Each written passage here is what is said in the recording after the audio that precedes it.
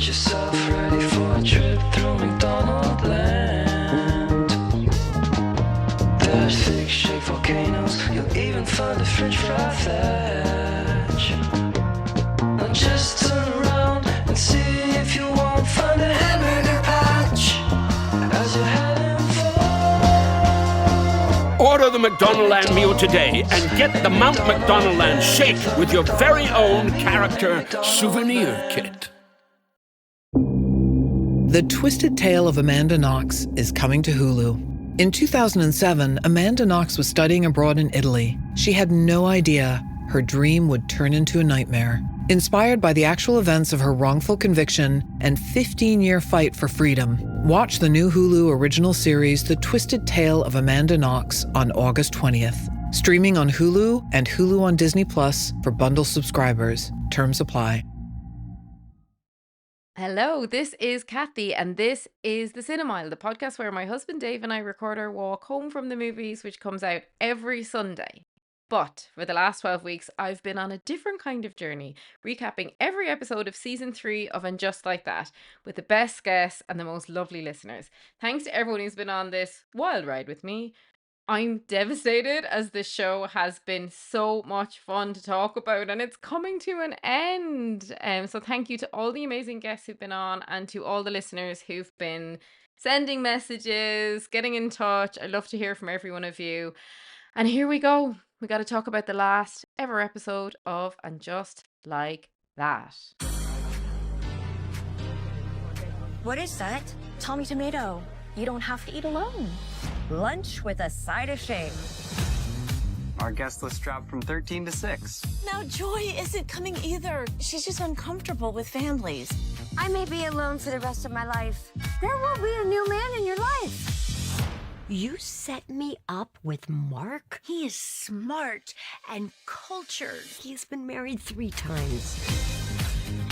I'm in love with a man who will never get married. It's about their feelings, their disappointments. Is it ever about us? What are we gonna do? We return to something more wild, free. You are so fabulous. Oh, well, that was never in question.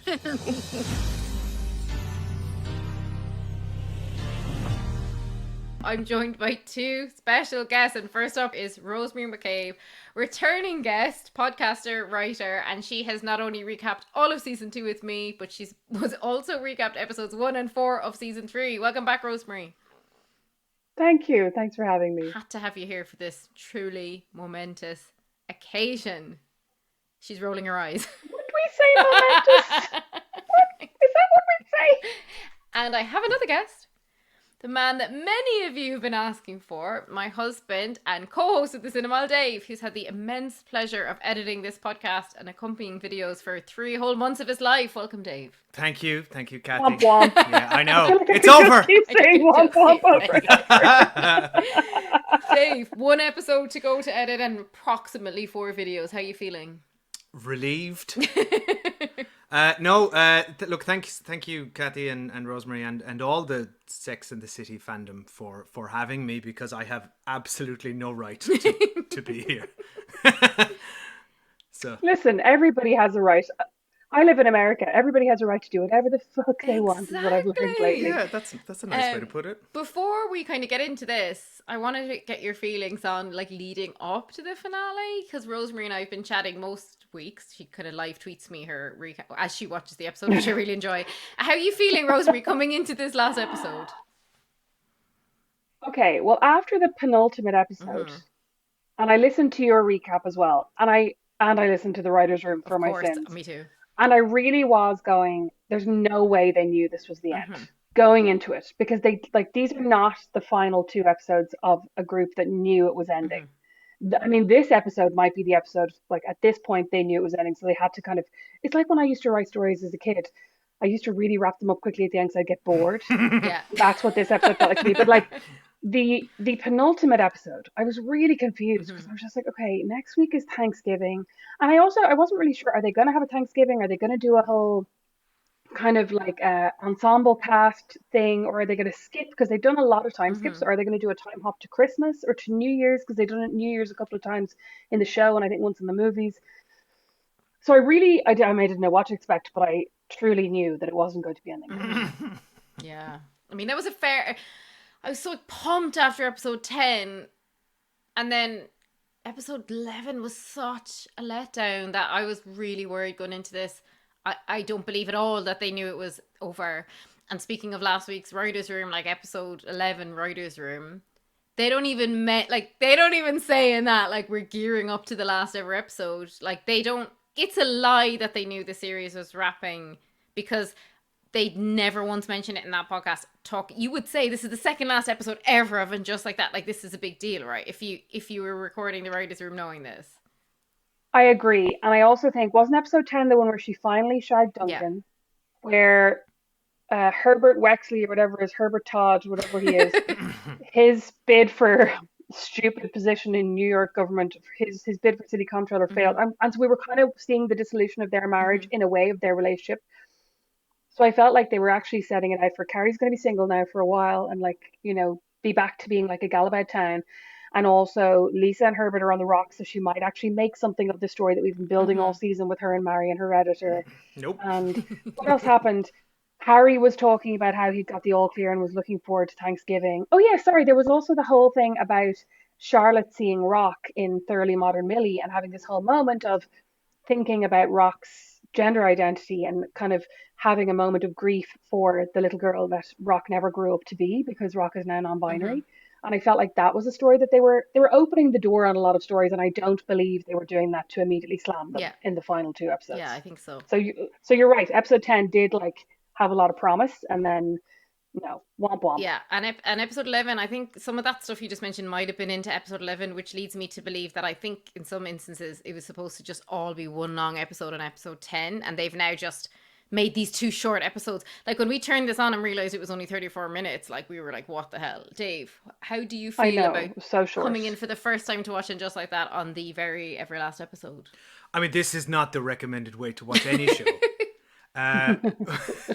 Least of all, I bet you're very glad so that you only had to watch one. Well, I gotta say, so I have, so the listeners know, I have seen a few sporadic episodes of Sex in the City and have liked it. I think that's a good show.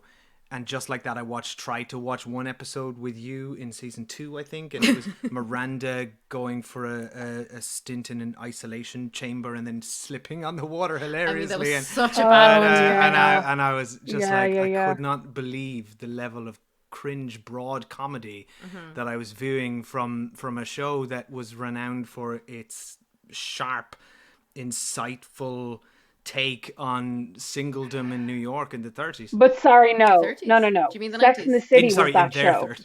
Oh, in their 30s. Yeah, that's what I mean. No, this but is like, the shambling shadow of that, right? Yeah. Yeah, but this isn't that show. Right. And I mean, I think this final episode showed, like, that it absolutely is not the same. And it's so weird that it's still, like, Michael Patrick King. You would think this is a whole new team. But the fact that he's still attached, I think, is weird, because he should know these characters. He should have a better feel for them. Like, there were several moments throughout this entire series that I was like, she would never have done that. She would never have done that.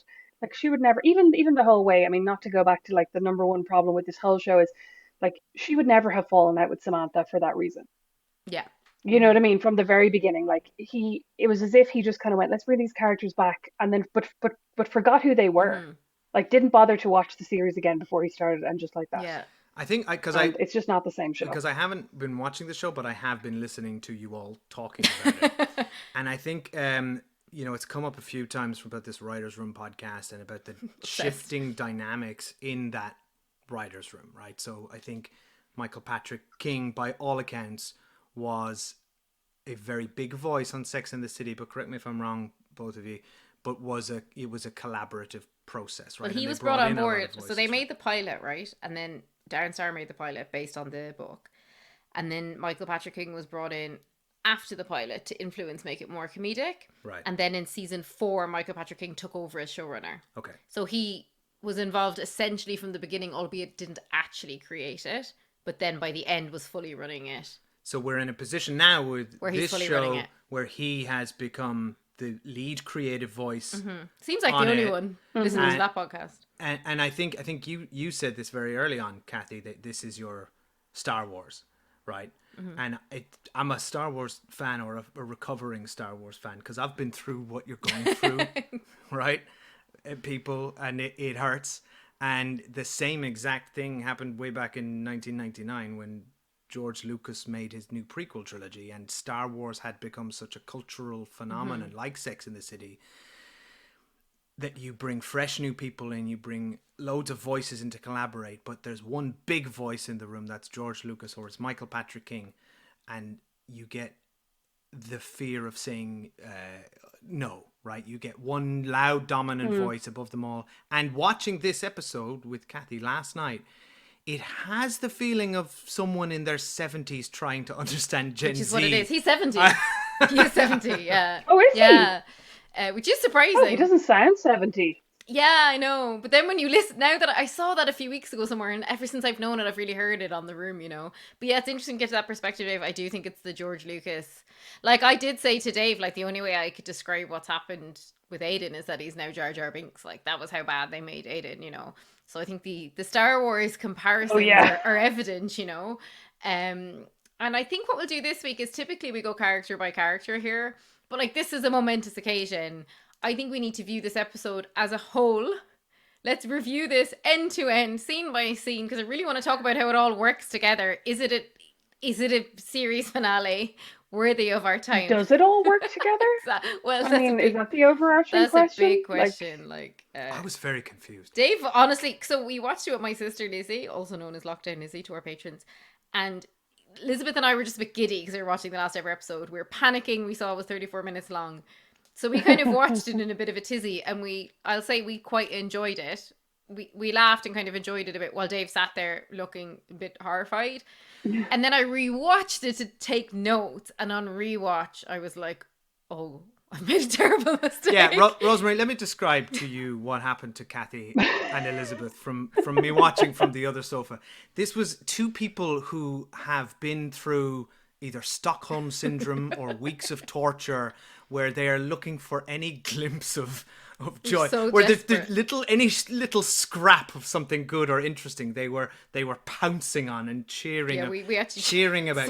So You were so hungry for anything good, and I saw anything good, and they're just and so I was really on a different wavelength because I was very baffled. You're baffled, and also, but that's the difference of watching it kind of with like a friend, a girlfriend, or somebody who watches it versus then watching it critically. So like, but either way, it's not good. But like, it's much more fun to just watch it for fun than like watch it critically.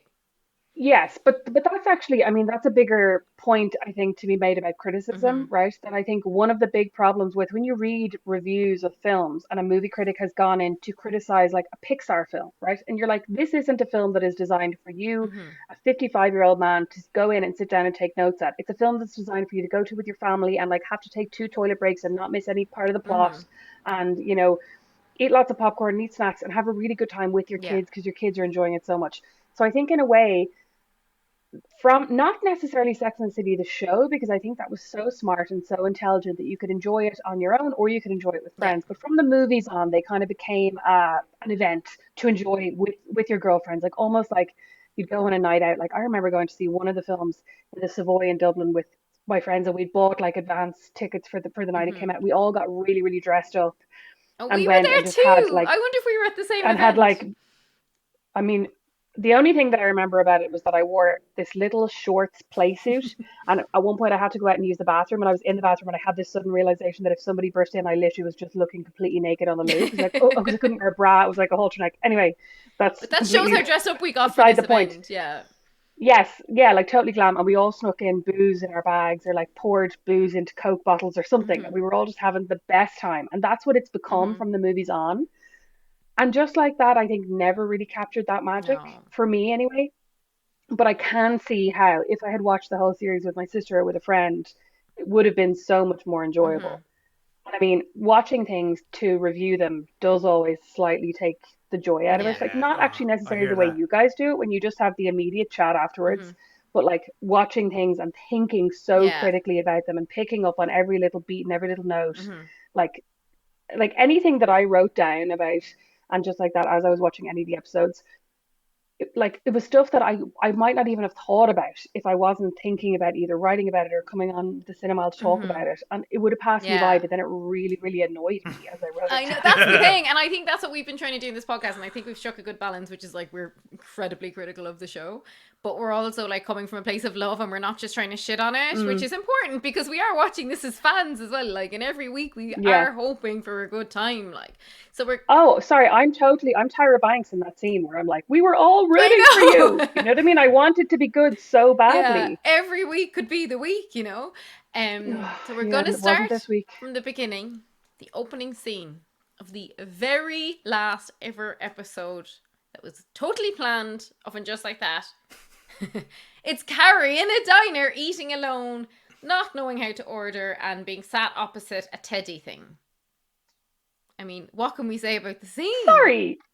Okay, I actually have several things to amazing. say. I don't think she would ever have eaten in that Yeah, I restaurant. don't either. Yeah, why was she there? Like, I don't think she would have walked off the street and seen that and gone, that's a place I want to go and have lunch. Because that's what she says, right? She says, oh, I just came in off the street. And I really hate the way when she walks in anywhere, she does a weird little, like, I'm so shy and awkward, I'm biting my lip. And I'm like, bitch, nobody is shy and awkward wearing that outfit of those. Yes, so outlandish, yeah. Like, so outlandish. Yeah, you are a confident, like 60-something-year-old woman. You are not looking so shy and awkward about asking for a table in this restaurant. So that was my first thing.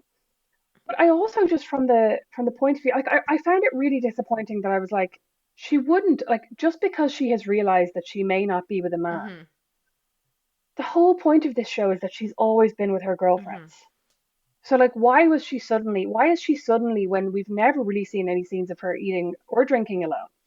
Yeah. Why? And like, she's been single a lot of the time throughout the show, but like, why is she suddenly now like, oh, well, I guess I can't eat any meals at home. I must go to sad restaurants alone and sit opposite this weird tomato teddy thing. It was, and remember there was one episode in Sex and the City, I can't remember which one, where there was actually a plot about her being afraid to be alone, and at the end she says, I'm going to sit in a restaurant, no book, no distractions, and I'm going to order for myself, and it was like a big moment for her. So I'm kind of like, we had this moment from Carrie before. If they put that tomato teddy opposite me, I'd be like, fuck right off. Like, I would not sit opposite that thing. She also appears to not know how to use, like, this happened, came for us all during the pandemic.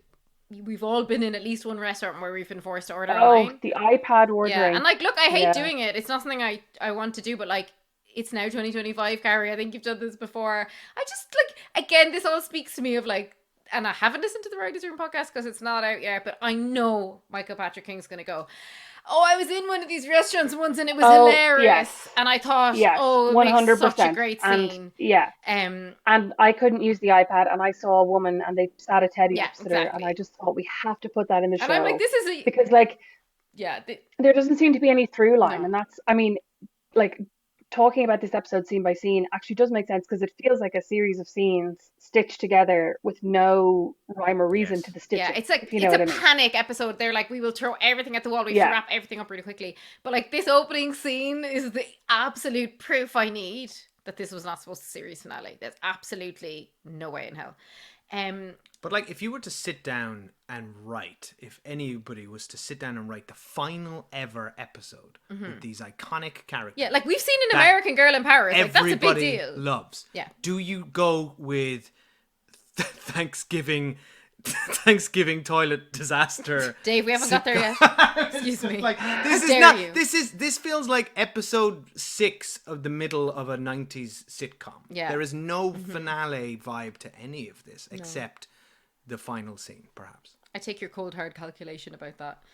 It's impossible. We leap straight from the diner, talk about scenes just mishmashing, to the editing booth. Now, for weeks we've been saying, where's Marion gone? What's happening with this documentary? Why is Herbert now a main character? They suddenly remember that Lisa Todd Wexley had her own plot.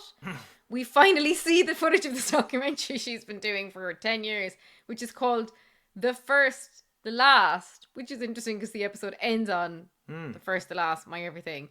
And there's so much exposition here. We see a wedding designer talking. Oh, like... But sorry, also, Lisa Todd Wexley, her phone rings and she goes, oh, it's your friend Claire, who works for Michelle Obama's production. Come on. Back about potentially getting Michelle Obama on the documentary. Hello? I wrote this down. This hurt my brain so much to hear that. It was so Was it helpful for you stupid. though, Dave, That as a get new watcher? past.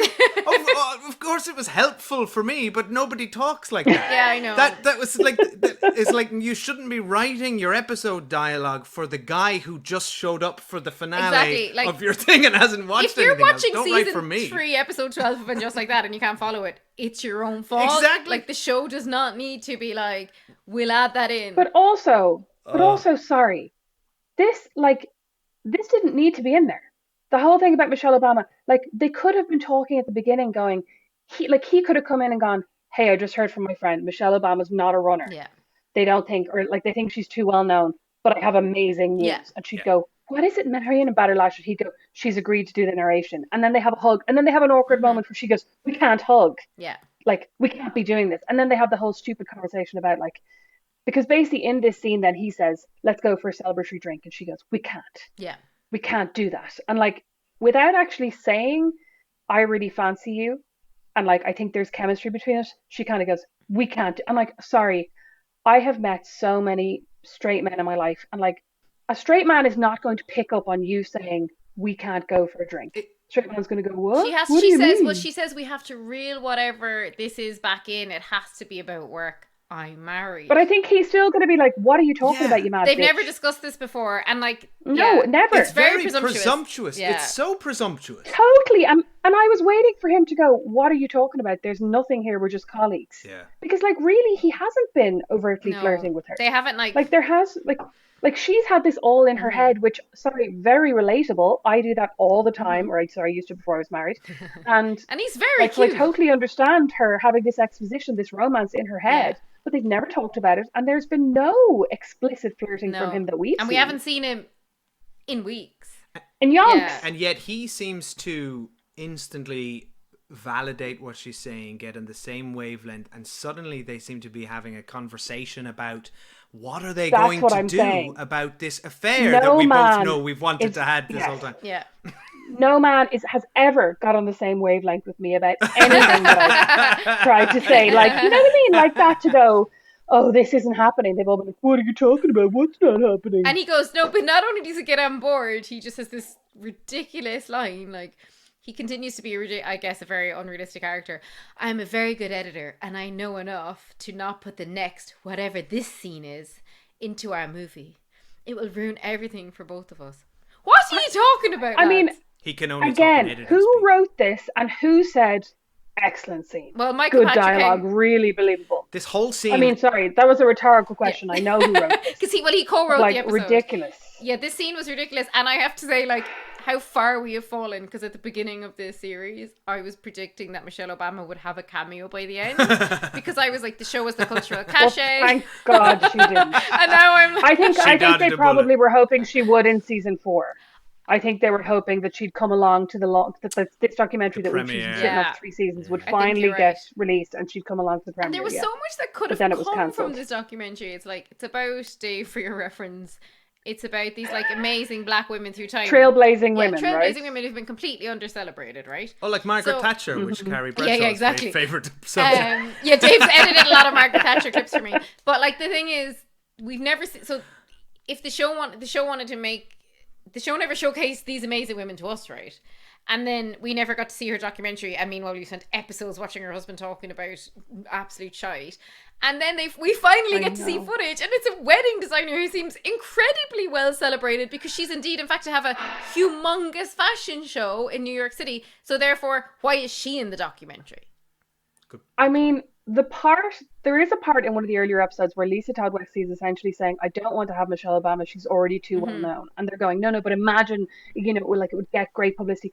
And that was actually an interesting thing for me from the point of view, like, I used to work in magazines, and I remember that kind of thing where you'd go, I want to do a feature about these 3 incredible women designers who are doing blah, blah, and they'd go, oh, put in this person because she's really hot right now. And you'd be like, no, but like, people have already discovered her, and they're like, no, but it'll sell copies. And that's an interesting kind of idea to me, that like, to see how the sausage is made in terms of the media, in terms of publicity, not that necessarily there needed to be a whole storyline about that, but that road she was kind of trying to go down of like pushing back against the Michelle Obama idea. But that, like, again, like so many ideas in the show, that was such a fleeting moment that just disappeared. And I feel I would have been really intrigued by all that stuff with PBS and all that, but look, it was not to be. We move on to another diner.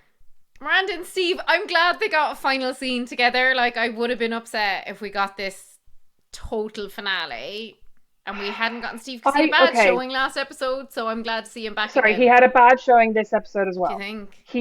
I was glad to see him as well. I was like, okay, I suppose we have to see him before it wraps up. And then his last line is, was she good looking? About the girl, about the woman who's having Brady's baby. See, I actually liked this Was she scene. pretty? And I was like, I liked this scene. Well, it felt human to me. I felt like, and again, I don't know these characters that well. But you know Steve Miranda because Dave's seen Sex and the City 1, and they're like the main characters of that film. So that felt like again, it just felt like it was dangling. Like that was something Steve would say because he's kind of a bumbling idiot. Yeah. But I felt like he would have said that at the beginning of the conversation. She would have gone, "What's that got to do with anything?" And he'd go, "Oh, Miranda." Yeah. And then they'd have a back and forth, and then they'd get into more of the conversation. But because that was the last thing they said, and she went, "What has that got to do with anything?" For me, it left it on a real bad, like, oh, Steve's a misogynist now. Oh, I Next know scene. what you mean. Yeah, you know what I mean? Know. It's funny because I didn't mind it either because I thought it was like just a bit of banter and like honestly the kind of question that he probably would ask.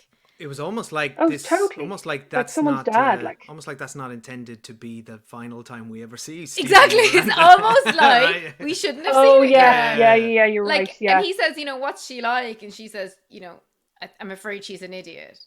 And like this is the other thing where I'm like, we'll never know what they intended to happen with this Mamma Mia plot because I think what it is like I actually think that Michael Patrick King like hates young people because when you're watching with my sister, she was saying when all these friends showed up, and I have to say I enjoyed some of the scenes with the friends, but my sister was like, but this is just how they write the Gallery Girls.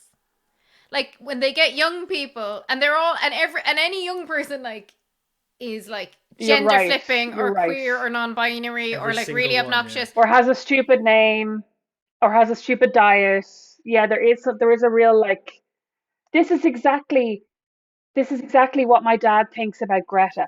Exactly. Yeah, like, exactly. Like if my dad had to write a scene with Greta and her mates, he'd be like, "Oh well, there's going to be a they them, and there'll be 2 vegetarians, and then there'll be somebody named like Sunshine." Yeah, that's exactly what it is. And when I say there's no straight people, I'm not talking about sexual orientation, but there's no just like mainstreamers. There's no one who's just like, "Hi, nice to meet you." Yeah. They have to be like psychotic. But when I have to say I enjoyed this scene because I've really it's one of the few plots where I've really like come away thinking about it because like we've 2 boys and I've been like, how would and you do as well, I would be like, how would I react to this? And like when she says, I was putting condoms in stockings, and we remember from season 1 of it just like that, like there was all sorts with condoms and sex positivity. She's like, I'm putting on condoms on a banana, and Steve said that's a waste of banana. And when the way they smiled at each other there, I thought that is the way an old couple would smile. Like that was a nice, funny, and I thought you really would be like, what can I do? I taught him everything about safe sex, and now he's got someone pregnant that he doesn't even like. But like also, sorry, not to get bogged down in the like nitty gritty of it, but it's not a waste of a banana because you peel banana. You not put the condom on the banana and then you could peel it and eat it. Wait, hang on, Rosemary. Maybe I'm not. You peel it first and then put the condom on. Are you saying you would take the condom off and then eat the banana? Take the skin No, off. I'm saying I would put the condom on the unpeeled banana, and then I might take the condom off and peel the banana and then eat it. I don't know. I think that's probably completely sanitary, but it is sanitary. But for some reason, I'm not eating that banana. That banana's going in the bin. To be honest now, and this may or may not be a euphemism, I would probably also, if I put it on the peeled banana and taken it off, I've done worse. Exactly. You know what I mean? Like, yeah, Dave. The taste of latex would not be a new experience. Exactly. So I think that would be fine. I think I take your point on the pretty thing. I have to say, for once, and usually I be all het up. For once, it didn't bother me. I was just like, I was on this episode being like, this 34 minutes. This episode's only 34 minutes, which truly horrified me. And I kept being like, fuck, we're using up minutes here. Like, I don't know. I was kind of like. I was just trying to be positive. I was actually smiling as I was watching it. Yeah. We then cut to. I was just waiting for something to happen. You know what I mean? So Rosemary, you've been waiting a long time. time. I was like, oh, like get over this filler shit. I was like, oh, yeah, we have to say goodbye to Steve. Yeah, we have to say goodbye to this person. Now let's get to the plot. But again, if we'd known we were saying goodbye to Steve, I think the bit where she's like, we'll figure it out. There's no our grandkid isn't going to know us. Again, we probably would have ended the scene on that bit. We cut to our first but not last bathroom scene of the episode. Seema and Adam. So many men pissing in this episode. I know. Why are we watching all these men pissing? I'm sorry. Yeah, this is the part as well that I was like, so Adam is totally the guy who would come into the bathroom and piss in front of you. Yeah, I buy Sina it. is the woman who'd be like, I'll just do this in the other room. Like, I don't need to stand here doing my makeup while you're pissing. Like, I don't think she would be I like, agree. That's interesting. just standing there. On I her mean, behalf, I was like, please leave. It's New York though. They Yeah, probably only have one it's like, just bathroom. wait. What do you? Yeah, but Seema has several mirrors. That's true. She does this every. I guess with her and Adam, they're just like warts and all, up in each other's armpits, watching each other pissing. Well, he's up in her armpit. And he says, I think she's just putting up. She's just like, whatever. yeah, she's just. I mean, I do believe she's really into him, and he's like, you showered without me. And then this is an example of, again, terrible writing because they're trying to wrap this shit up. Yeah, total bummer, but not a bummer. My business is picking up. It's like, all right, Seema, thanks.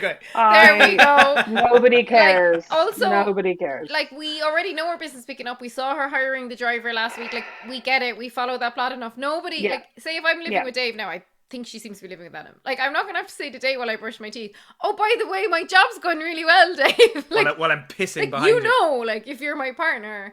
And then she's like, I need to go to a bridal fashion show. It's like, oh God, we're going to have to watch this show, aren't we? And he goes, sounds like a waste of time. Do you take this one? Do you take that one? Well, sign this. And then she's kind of like, right. And she just walks out the room. And again, like, why are we setting up tension with these two in the last episode? Like, and then, they don't resolve it. You're right. Not to jump ahead. They never resolve it. But why are you setting up another reason why this is not a finale or it's badly written? I think not to skip forward, but it kind of is resolved in the conversation that Seema and Carrie have, where she basically says, like, why is it that we seek so much validation and we should try to find it within ourselves and maybe we don't need to wait to be chosen. And so in her head, I think she's kind of working it out and going, and then, Carrie and Adam have that stupid conversation where she goes, is Seema just a Thursday? And he goes, Seema's forever. And you're like, okay, grand. He doesn't want to marry her, but he's going to stay with her forever. And I kind of get the impression that, like, if she really, really wanted to get married, he'd be like, grand. Okay, fair enough. Yeah, I'm not worried about that them. scene with her and Carrie, but I agree with you. I think it was wrapped up, but I see why Dave's like, but where did it end? He, I gotta say, he really, I haven't spent much time with this character except when I had to edit a video of him singing karaoke in clearly 80-yard way, which that was one of the best scenes in the series. But I've met this type of person in real life, and I'm always frustrated by the type of person who has such a good bum.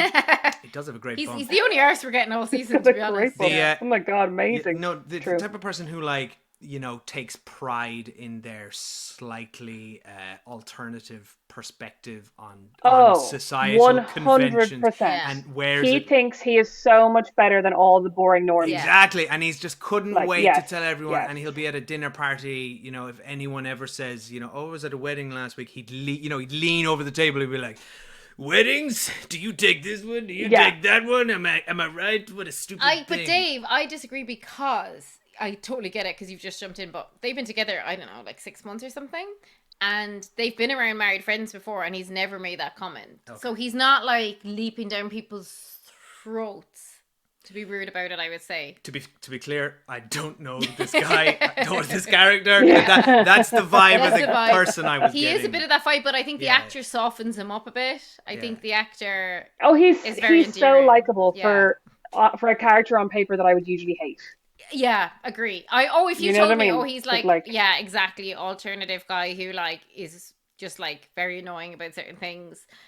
And like doesn't want her to wear deodorant and he's like anti-marriage, I would be rolling my eyes, but because he's charming and he's got a great arse. Honestly, maybe it's because I'm so shallow. He's so hot. Like my sister and I were talking about this recently. They were like, "Oh, it's so annoying when people do this."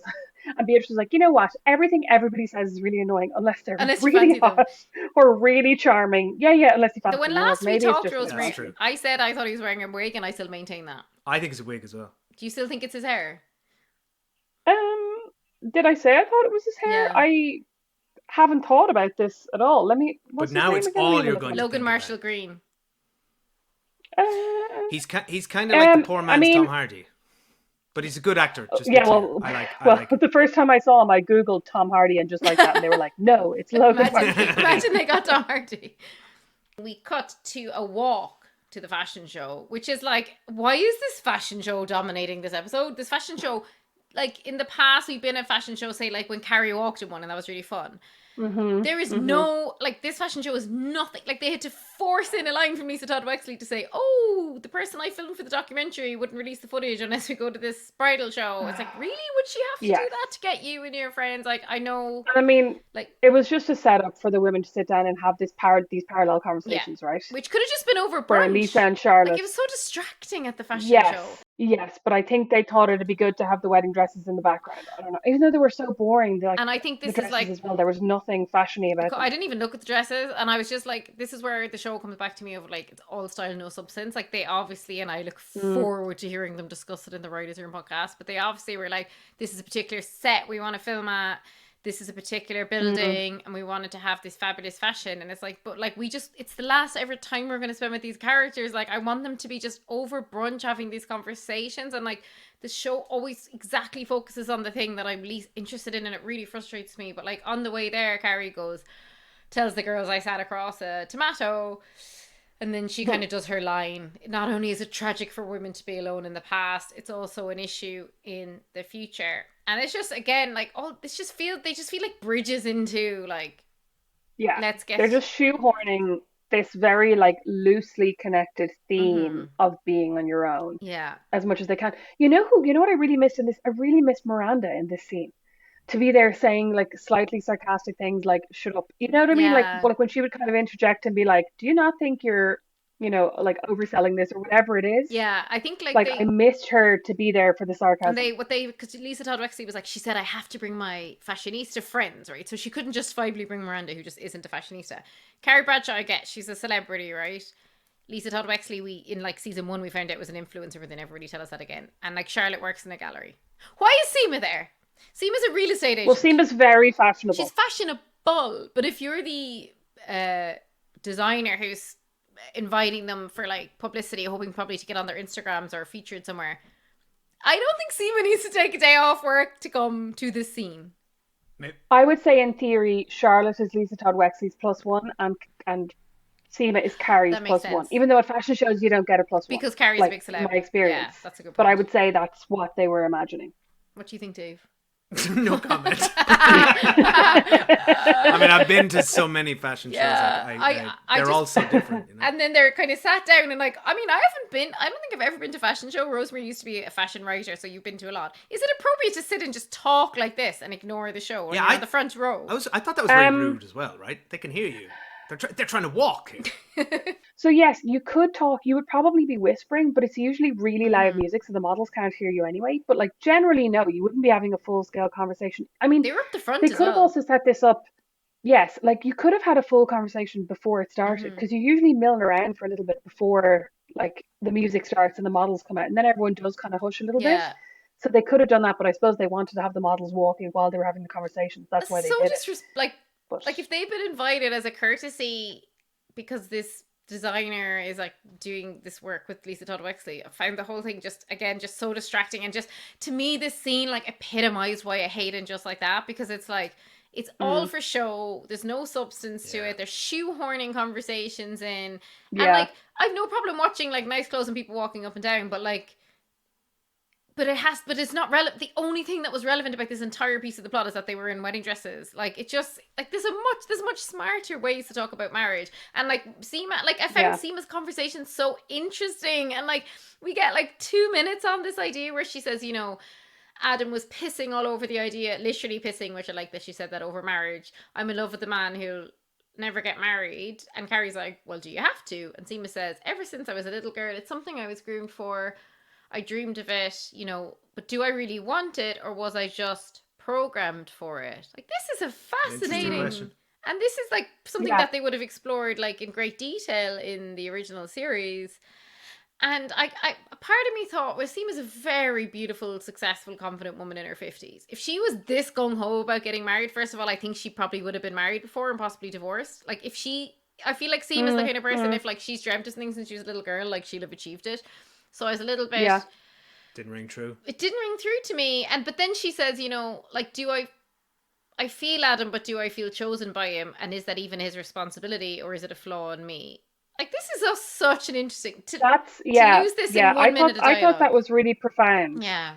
And that was the moment that I felt like kind of wrapped up her and Adam, that she kind of realized actually it's not about, waiting to be chosen by a man. I can choose myself. And see, that would have been the through line of the Sex and the City episode, about like of this. If it were in Sex and the City, the through line would have been choosing yourself. Yeah. Yeah. And that would have been there's no through line everybody's here. story. Yeah. You know what I And mean? then- From like Lisa Todd Wexley choosing herself and her vision for her documentary, to Seema choosing herself and Adam, but like realizing she didn't need to wait.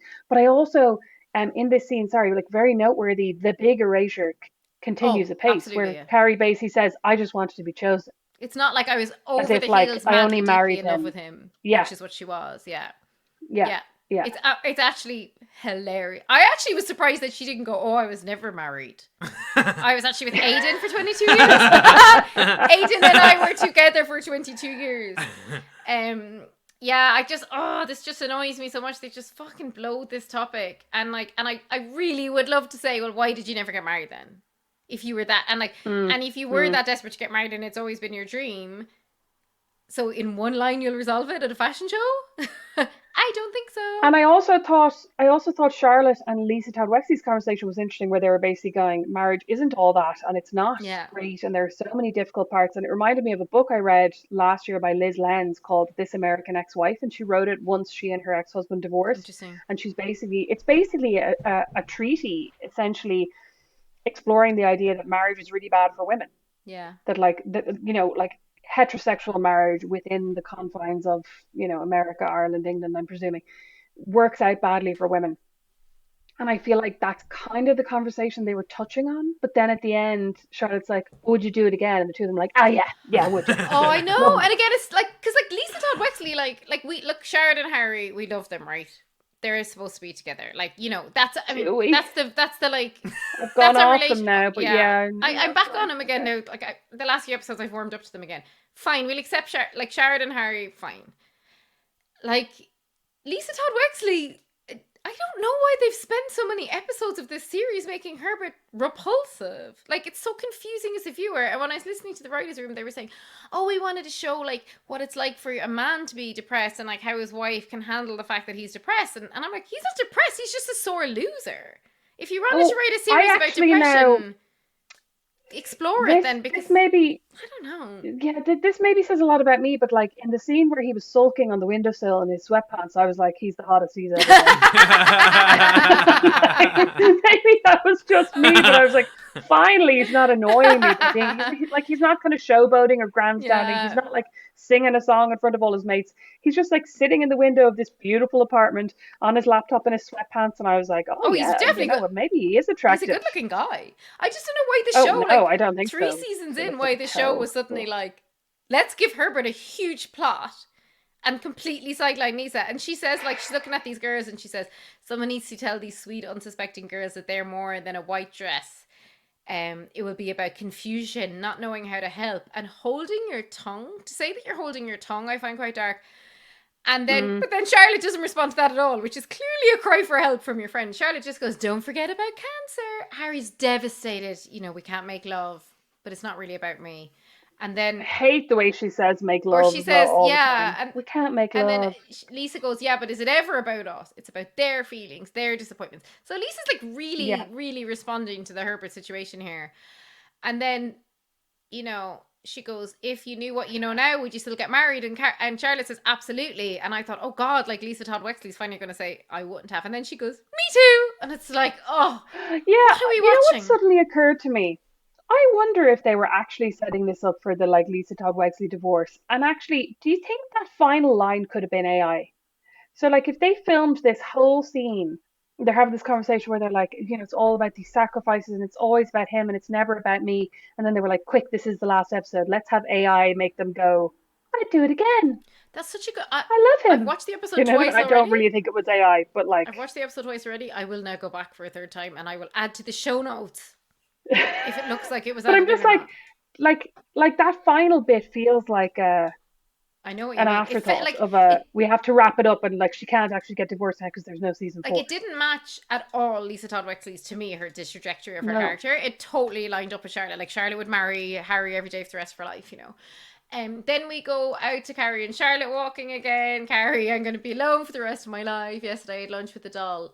who will I be alone? I've never lived alone, but there's a thought that I wouldn't be alone for long. She's using the word alone a lot here.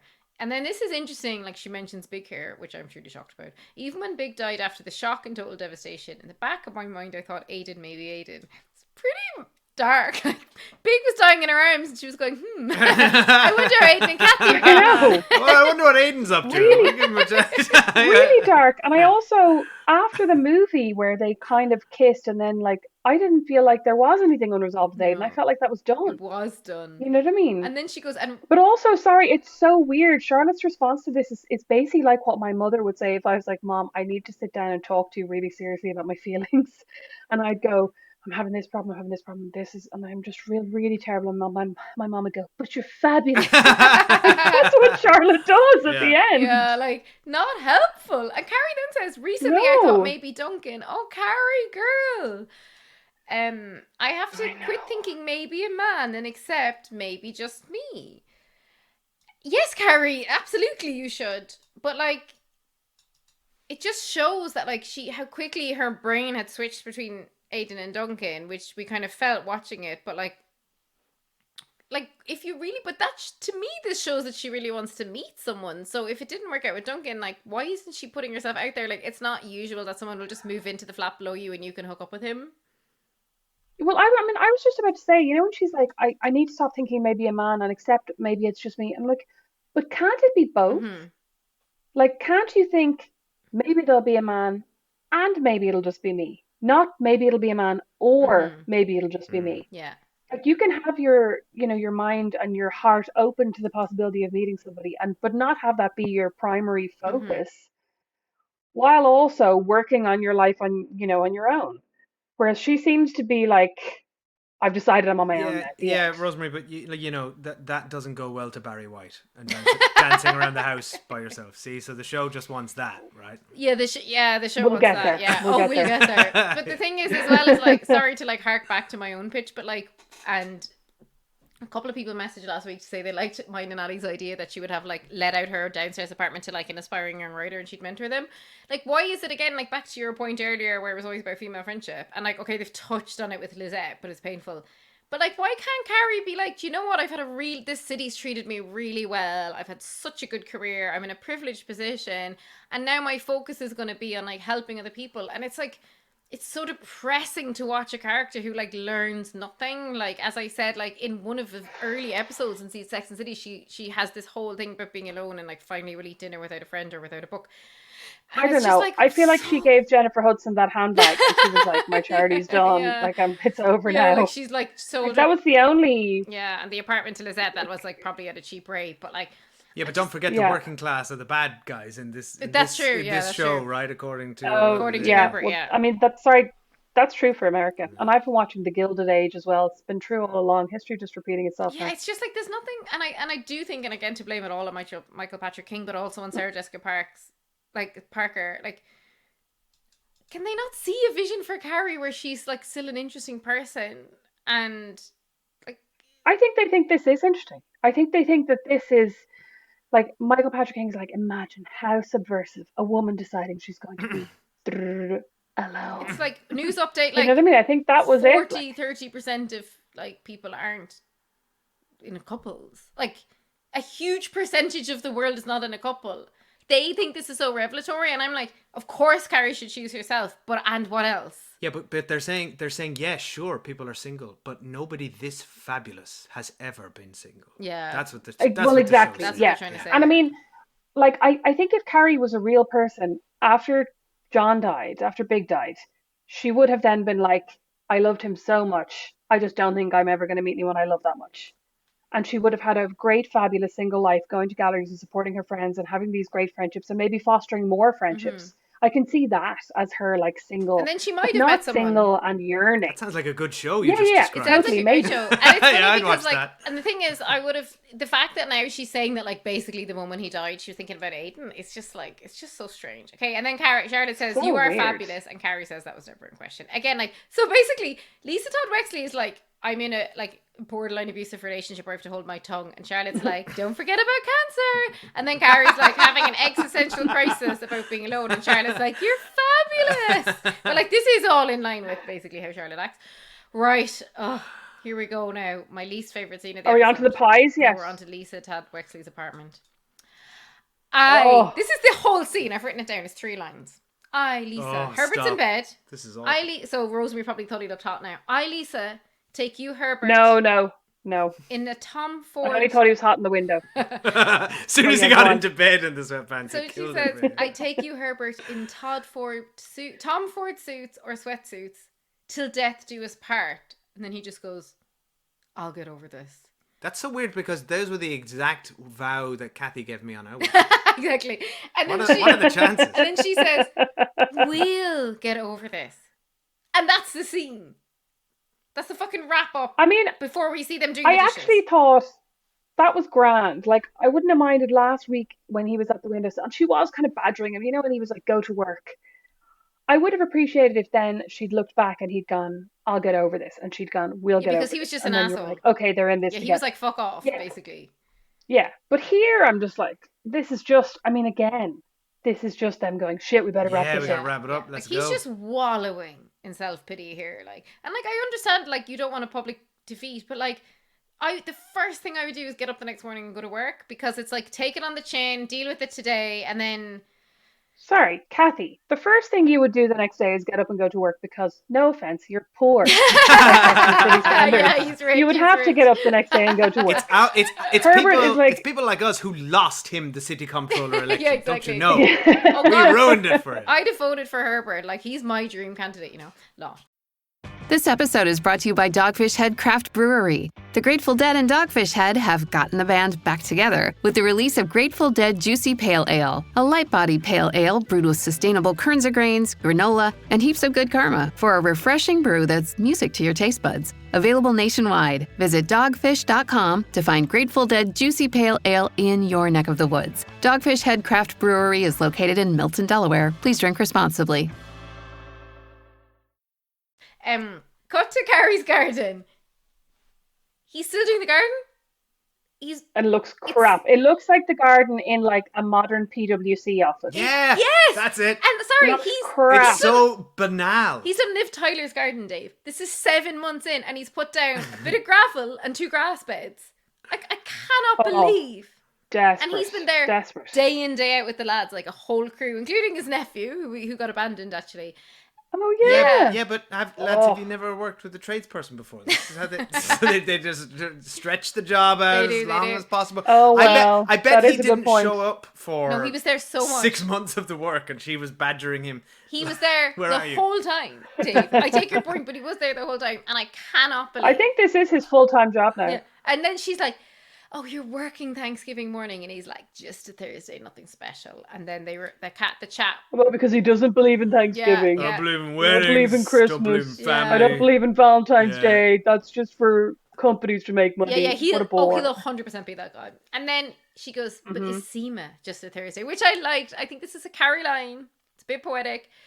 Fine, yeah. And then he says, Seema's not just a Thursday, she's special, she's a lifetime. So, do you know what? I'm happy for seeing Man Adam, and what I'm not happy about is this next line, where she says, so Adam, this garden is really lovely, but I was thinking we return to something more wild, more free out here. Let's do it again. Something more me.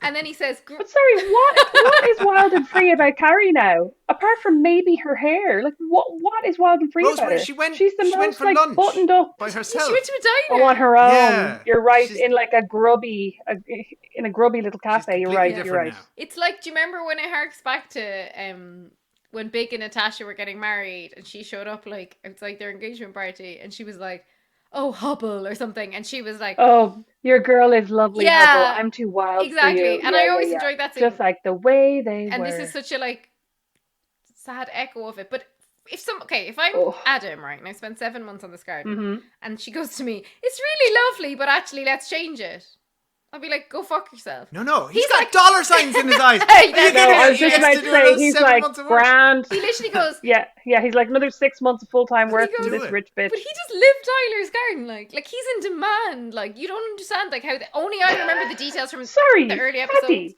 he does live Tyler's garden. What is Liv Tyler now? C-list celebrity? Yeah, anyone can do Liv Tyler's And then he garden. goes, great, let's do you. This is where the scenes really start to disintegrate, and I love that I've written them down line for line, right? Because I'm like, this is what happens in this scene. Charlotte's kitchen. Charlotte.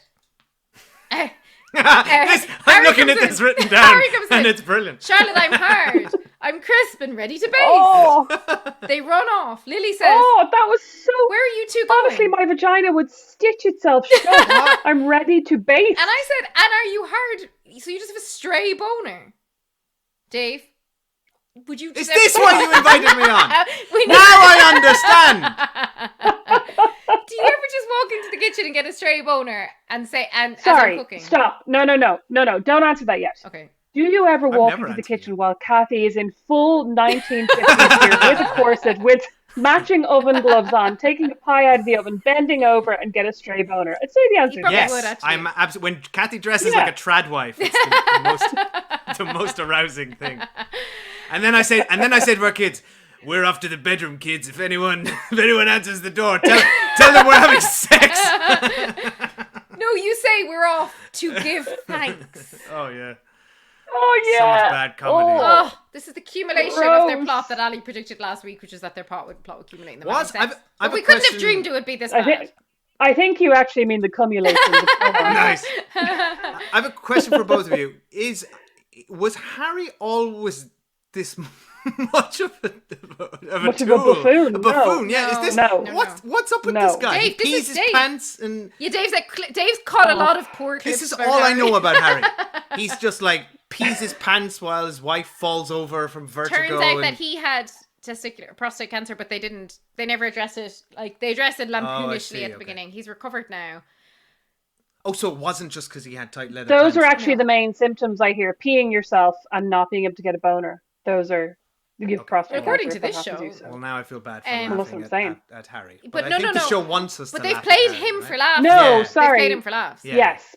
But probably in the last two seasons, probably maybe the whole of them just like that, he's become the kind of comedy break character, which he was always kind of funny. Like, he would make kind of self-deprecating jokes, but he wasn't making jokes all the time. That was probably more Steve, was more the like making cracking jokes. He was always a bit coarse though. That was part of his, because she went from Trey MacDougall, who was Kyle MacLachlan, and she went from Kyle MacLachlan to this guy, and she was like, ew. To Harry. And do you remember when he first moved in, he used to sit down on the furniture with naked all the time, and she was talking about him teabagging her couch. Like, he has always been coarse, and like they've just turned it up too much now. He's just like screaming at football matches on the telly, and she's like fainting and like I'm happy to see them having sex, because like they've always been a really sex positive couple, but I just like, I'm crisp and ready to base. It was like last week he was talking about polishing silverware, which I forgave him for, but this this is unforgivable.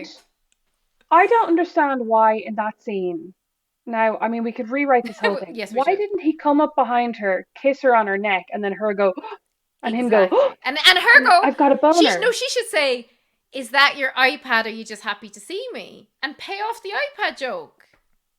Yeah. But you missed Dave, but it was terrible. Last week. I feel like you two are writing. Basically like, have you got a boner? And he was like, no, it's my iPad. They could have inverted. So basically, Dave, every week we pitch better ideas for the podcast, like not to be a rectangular penis. I don't understand. You don't want to know. Right, now, what begins next is actually a bakery montage. And to just put a pin in this for a second, I need to refer to last week's Writers' Room episode, where Michael Patrick King said, I just had a vision one day. It just came into my mind that Carrie would be the sort of person who'd order pies from a bakery. And he said this as if he's just discovered like the theory of relativity, right? And then all the writers in the room had to go, oh my God, it was such a great idea. And then he talked for about 5 minutes about how he had this bakery idea, which started in last week's episode, Dave, for your reference, and is now what I'm about to describe, a 5-minute bakery montage. What are your thoughts, Rosemary, on this? You did listen to the podcast and you told me it was like a cult after we chatted about it. Yeah. I was just, listening to the podcast, I mean, everything is like, I just had this vision, or I have a friend who has this, so I thought I'd put it in. Or it's like, I wanted to show that Carrie's a great neighbor, so therefore we put in this whole thing about her ordering pies. And you're like, there are myriad more interesting televisual ways you could do that than be like, you ordered pies during lockdown and let them go moldy. It just seems weird, but fine. But this, literally, I got to this scene and I was like, not the pies Yeah. again. And it I was like, like, I do not care about the pies. I don't believe Carrie eats pie. I don't know why she's ordering 17 pies. And then when she starts delivering them to everyone like kind of a weird fashion Santa, I was just like, it's so weird. And what is she says, why? like, this is how much the pies became the central plot of this final episode. So the middle is the delivery montage of her delivering everyone the pies, which I'll get into. And then the episode ends on a pie montage, okay? So just for reference, there's two pie montages in this episode. What? Yeah. But sorry, also, there's a big plot hole where she starts going, the meter's running. When she's like, I can't delay, the meter's running. And I'm like, sorry, you are the richest bitch in Manhattan. You can't talk to your friend for 10 minutes and let the meter run up on Thanksgiving. As if we were watching it. Like, you can't. If you got 17 pies to deliver, though, you know, you got to get going. She has 5 pies to deliver, Dave. Right, Oh, these are the right. pies. So first, she shows up to Charlotte. Sorry, that was my bad. Okay. Yeah, but like, ridiculous. Yeah, no, but I literally screamed that to Dave and Elizabeth. I said, you can fucking pay the taxi driver, Carrie. Firstly, she goes to Charlotte's. Poor Lily answers the door. Mom's busy in the bedroom. So Carrie says, no stuffing. That physically hurt me like, when that happened. I would truly rather die than tell happy. anyone my parents are busy in the bed. And with a big smile on your face like as well. Lily's thrilled that Lily is thrilled that her parents are having sex here. Next, she cuts to Lisa Todd Wexley, and like these two aren't friends and never speak. But anyway, she gives the apple pie, and Lisa Todd Wexley is like, thanks. I'm like, I'm pretty sure the Todd Wexleys would have ordered in the whole Thanksgiving dinner, by the way. And then she's like, ooh, 15-cent tip for the delivery gal. Then she meets Seema in a drive-by gluten-free pie giving. Why are they crossing cars? Seema's dressed in like baggy jeans from the 90s. We've never seen her dress like this. And then Seema drives off. That was ridiculous because of the logistical nightmare of, you're right, the cars driving up next to one another. But I kind of appreciated it for the kind of New Yorkie, like we're seeing them pass it from one cab to a car. And Seema did say like she's wearing the jeans because she's going to Adam's crusty sister. Wasn't that it? That she was like, oh, when in Rome. She did, but like, are we okay. like, so Seema had a personality transplant at this point? Because she's usually in like a fur coat, no knickers kind of gal. And now she's in like Sex and the City has never, ever shied away from having its characters adapt themselves completely, and adapt is generous for the man they're dating. Like remember Carrie in overalls? Like, oh yeah, you know what I mean? They have frequently dressed the way they think they should dress for the man they're dating. So this for me was like, this is because it's written by Michael Patrick King, who's a man and doesn't understand women. Like, honestly. Is that like, you think Seema, because she's dating this like crusty vegan, is going to wear baggy jeans to Thanksgiving? Like, no, she's not. She's going to wear something fabulous. Yeah. Like, my sister is a bit like Seema in that she's always very dressed up. And sometimes we go to like family Thanksgiving or family Christmas, and I'm like, what? Like, how are you wearing a full like silk shirt and you're cooking Christmas dinner and you're wearing heels in your own kitchen, and I'm sitting on the couch like, and I've worn something kind of nice because I'm like, I have to make a concession because I know she's going to be dressed up, and otherwise I feel like a slob. But I'm still just like, why are you my sister? Why are you so? But like, she's not wearing baggy jeans because she's going to her sister-in-law's house. She's wearing something fabulous because she wants to wear something fabulous. Yeah, exactly. You know what I mean? And like, you can be casual but fabulous. So I didn't buy that at all. The drive-by made no sense. Next, she arrives at Anthony's door with the chocolate cream pie, which we'll see later, and he says, oh, I'm so sorry I had to bail on Miranda's thing. It's like, et tu, Anthony? But I needed to tell Giuseppe how I feel. Today? You need to tell Giuseppe on Thanksgiving about how you don't want to marry him. You needed to tell Giuseppe 2 weeks ago when you decided you didn't want to marry him. Like, are you just living together and planning your wedding for this previous? So I do have to make a correction, which my sister pointed out to me. So last week I said it makes no sense because one minute Anthony was begging Giuseppe to move in with him, and then the next episode he wants to break up. And my sister said I had missed a crucial line of dialogue, which is where Anthony says, ever since he moved in, he's been like a baby, and I missed that. So there was some, but because it was only one line, and you're like, and an entire couple's relationship has been said in one line that I missed, and I note take this shit. Well, yeah, but I thought the weirder part was that Giuseppe was like, it's too soon to move in together, and then in the next episode is like, will you marry me? So none of it makes sense. Like, they've rushed these two like crazy.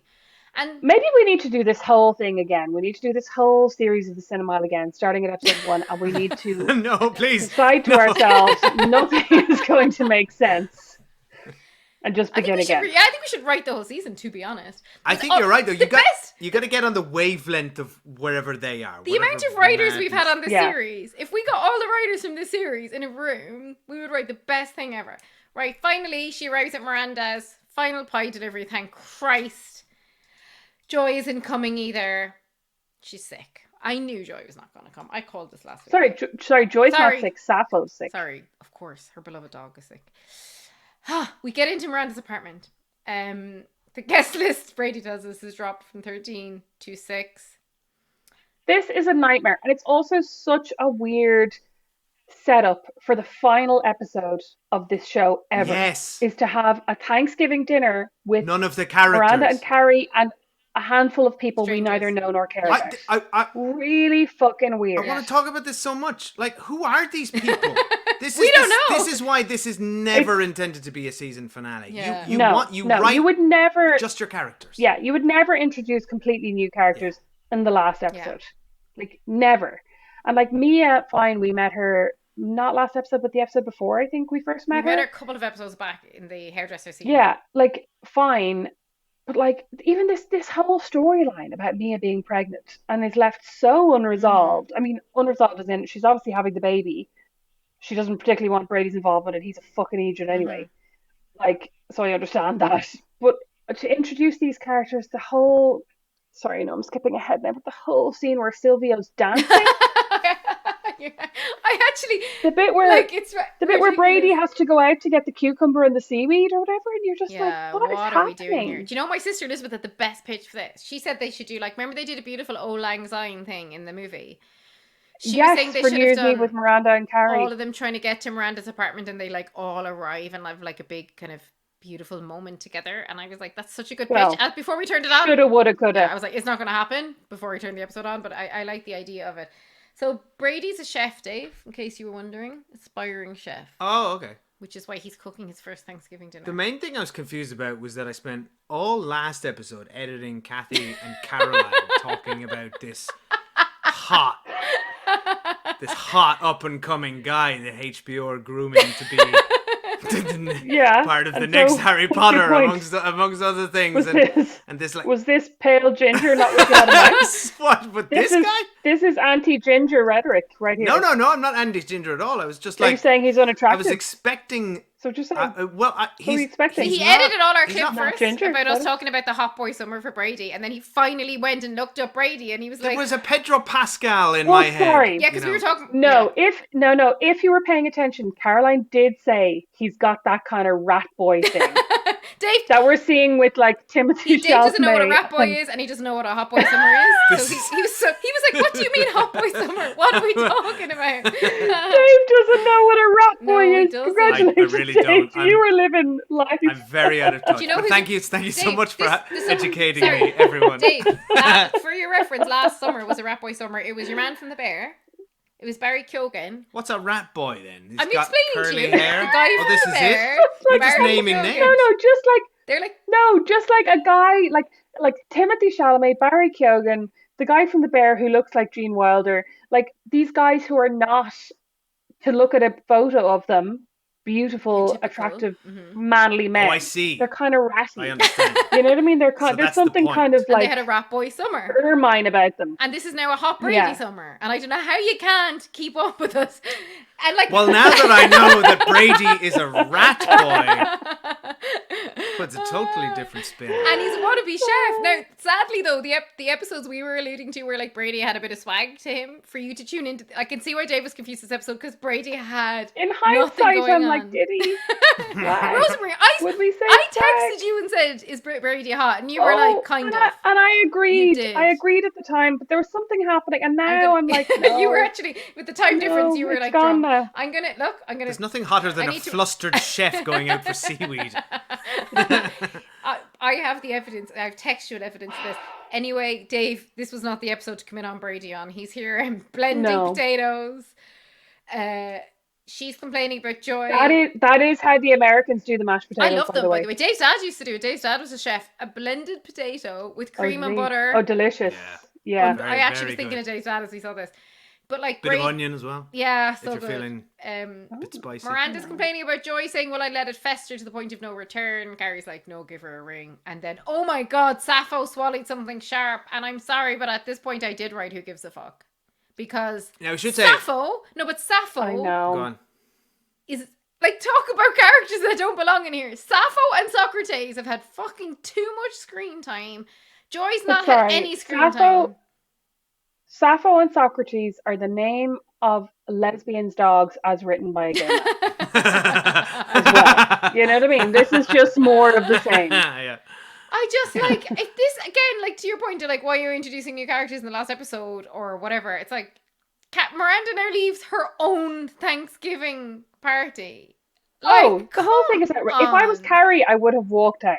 And when the three kids arrive, like, seriously, and then Brady fucks off and leaves her there with none other than Mark Kasabian. I gotta say, Carrie is incredibly cool. Architect of the Titanic's demise. Yeah. Carrie is so cool. I always think of him as Jennifer Garner's dad from Alias, but yes, thank you. He was in Titanic, wasn't he? Do you know I've enjoyed him here? But Mia, so Miranda runs off about Sappho, which I just fully don't believe she do, and then Mia arrives with which I kind of enjoyed, her posse, which is Silvio, who immediately starts going off about Brady and very rudely says, "Oh, he's a ginger." No, girl, bye. Meanwhile, their buddy Epcot is also. Sorry, ginger. this is pretty much exactly what Dave just said. No, Dave wasn't anti the I'm identifying hard with Sylvia. Dave was expecting like swag and charm when he came into No, Brady. I know. But sorry, Epcot is ginger. So Sylvia was like, no. I gotta say, this actor did a great job. Silvio, because he's got comedic chops. But he did a great job with what is, as we said earlier, a 70-year-old man's version of what Gen Z is. Like, people, I've worked with Gen Z. They're out there in the wild. You can meet them. They're humans. They're human, normal people. This show just wanted to. This is like a sort of a boomer's impression of what's wrong with this generation. Yeah, 100%. He just made them all such dicks. Yeah, like they're so rude. Like when they come in. Even Mia being like, well, that's your problem, you didn't ask, and then that's your problem, you assumed. Yeah, like, she's real rude. I don't believe the whole thing is just. They're also rude. No, you don't show up. Sorry, they wouldn't have come. Yes, you don't show up to someone's house to then rude, humiliate them and take a big old shit in their toilet and then Dave, we haven't make got light to of it. Well, I agree. You're either showing up. That's or a part on which I beg to differ because as an IBS girly, sometimes you don't have a choice. Okay, that's fair. happened to me in many a person's bathroom. Back to them arriving. Brady now. Removing all his rat boy summer credentials at this point because he's so clueless. Offers Mia wine. It's like, Brady, she's carrying your child. To be fair to Brady, right, he's just gone from cooking for 13 to somehow 6. He's thinking food waste. Exactly, right? wine waste. Yeah. You know, poor Brady's got a lot in his mind. He's got a lot in his mind. And then Chekhov's cheese plate comes out, held by Ms. Bradshaw herself. More on that later. Why are 60% of the notes about this stupid Thanksgiving? Yeah, Dave's looking at my notes. What this is the problem that this episode is. It is a problem. Centered around this nonsense. This was the main part of the episode, featuring 3 characters we've never seen. Well, and actually, 2 characters we've never seen before, and one we've seen once. Ali Barthwell, our wonderful guest from last week, Ali, messaged me saying, "Wait, this is the final ever episode, and our main character does nothing." And I was like, "Can't argue with that, Ali." So then we have Mia. So I discovered this offline. Mia is actually the daughter of Ben Stiller. And Mia is the granddaughter of the original actress who played Steve's mom. Steve's mom, yes. This is interesting, but also hashtag Nepo Baby, I'm sorry. Yeah, that's cute. Absolute Nepo Baby behaviour here. She says, I only eat cucumber, brown rice, and seaweed. Okay, very strange diet. Mark Kasabian arrives. Sorry, no pregnant woman ever. Yeah, no. But wasn't she taking the piss? Didn't she say later to Brady, I was joking? No, that's what's even worse, though. Like, they're setting her up to be such a fool that, like, she says she only eats those things, and then she's eating other things, and I'm like, God, can Mia have, like, one, like, if this was me, I'd have walked in pregnant going, I only eat crisps. I'd be like, I only eat chips with salt and vinegar. Yeah, same. Yeah, that's what I but actually, as you say that, though, anytime I've ever been on a diet, I'm like, I'm only eating, like, meat and vegetables and avocado, and then I'll sit down and be like, but there's a cheese plate. And the next thing you know, I'm like in the corner like scoffing cheese. So maybe if the cheese was in front of her, she just couldn't help herself. She couldn't. And it's a strange pregnancy diet because there's not enough salt in it for my liking. Right, Mark Kasabian arrives. Seaweed's very salty. Oh yeah, that's true. Mark Kasabian arrives with wine. I enjoyed him showing up, and I'm glad the show didn't do what I thought they were going to do, which was like last minute pair carry up with him. I was like, don't make us do that. That would have been stupid. But, like, and it would have undermined the plot they were, the point they were trying to make my about her being fear alone. was. Right? And then Charlotte invited him, and Carrie's like, oh, Charlotte's not here. And he goes, oh, well, you're here, I'm here. And then we realise he's going to be a bit of a sleaze, which is quite fun. Like, I have no problem with his presence here. He hands Brady a bottle of wine. Did you see Brady's face by this? Yeah, sorry. Flabbergasted. This whole scene was weird, and Brady did look a bit like, why did you bring wine to Thanksgiving? But actually, I have found that like Americans now like will frequently come to a thing at your house and not bring anything. So I feel like that is actually very European to be like, I'm going to somebody's house for dinner, I have to bring something. Really? I actually think that's not totally normal. Now maybe it's just like the Midwest as well, and like maybe it depends on your socioeconomic background. But like I'll frequently go to things and I'll bring a bottle of wine or I'll bring something and I'll be the only one who's brought something, or people will come to our house and bring nothing, and you just go, it's just not a big deal anymore. But I did feel like Brady was like, why are you bringing this poisoned wine? But Marcus Abian, like the other characters, Mia's mates, I'm just like, why is he here in the final episode of this? Like, this is time wasted on him that I would like to see more of. The gals. Well, who? Nobody. But the gals, Nobody. like, I would have wanted all the girls there and Anthony and like no all partners. The girls together. Yeah, and no partners. Were they together at all in this episode? No. I was going to raise this. No, I don't think so. The fashion show had 4 of them together. Miranda wasn't Charlotte there though. And Carrie, I believe, are not on screen together at any point throughout this whole episode. You're right, yeah. Which is particularly bizarre that they seem to have gone out of their way to engineer Charlotte and Miranda arriving and leaving the house at very different times. At different times, which I wonder was down to scheduling. Well, the end. So the last or they episode, hate each other. Last episode, the 3 of them were in Carrie's house together in a nice scene. And again, part of it makes me think that this episode and last episode were supposed to be all one episode, and then they just split them into 2.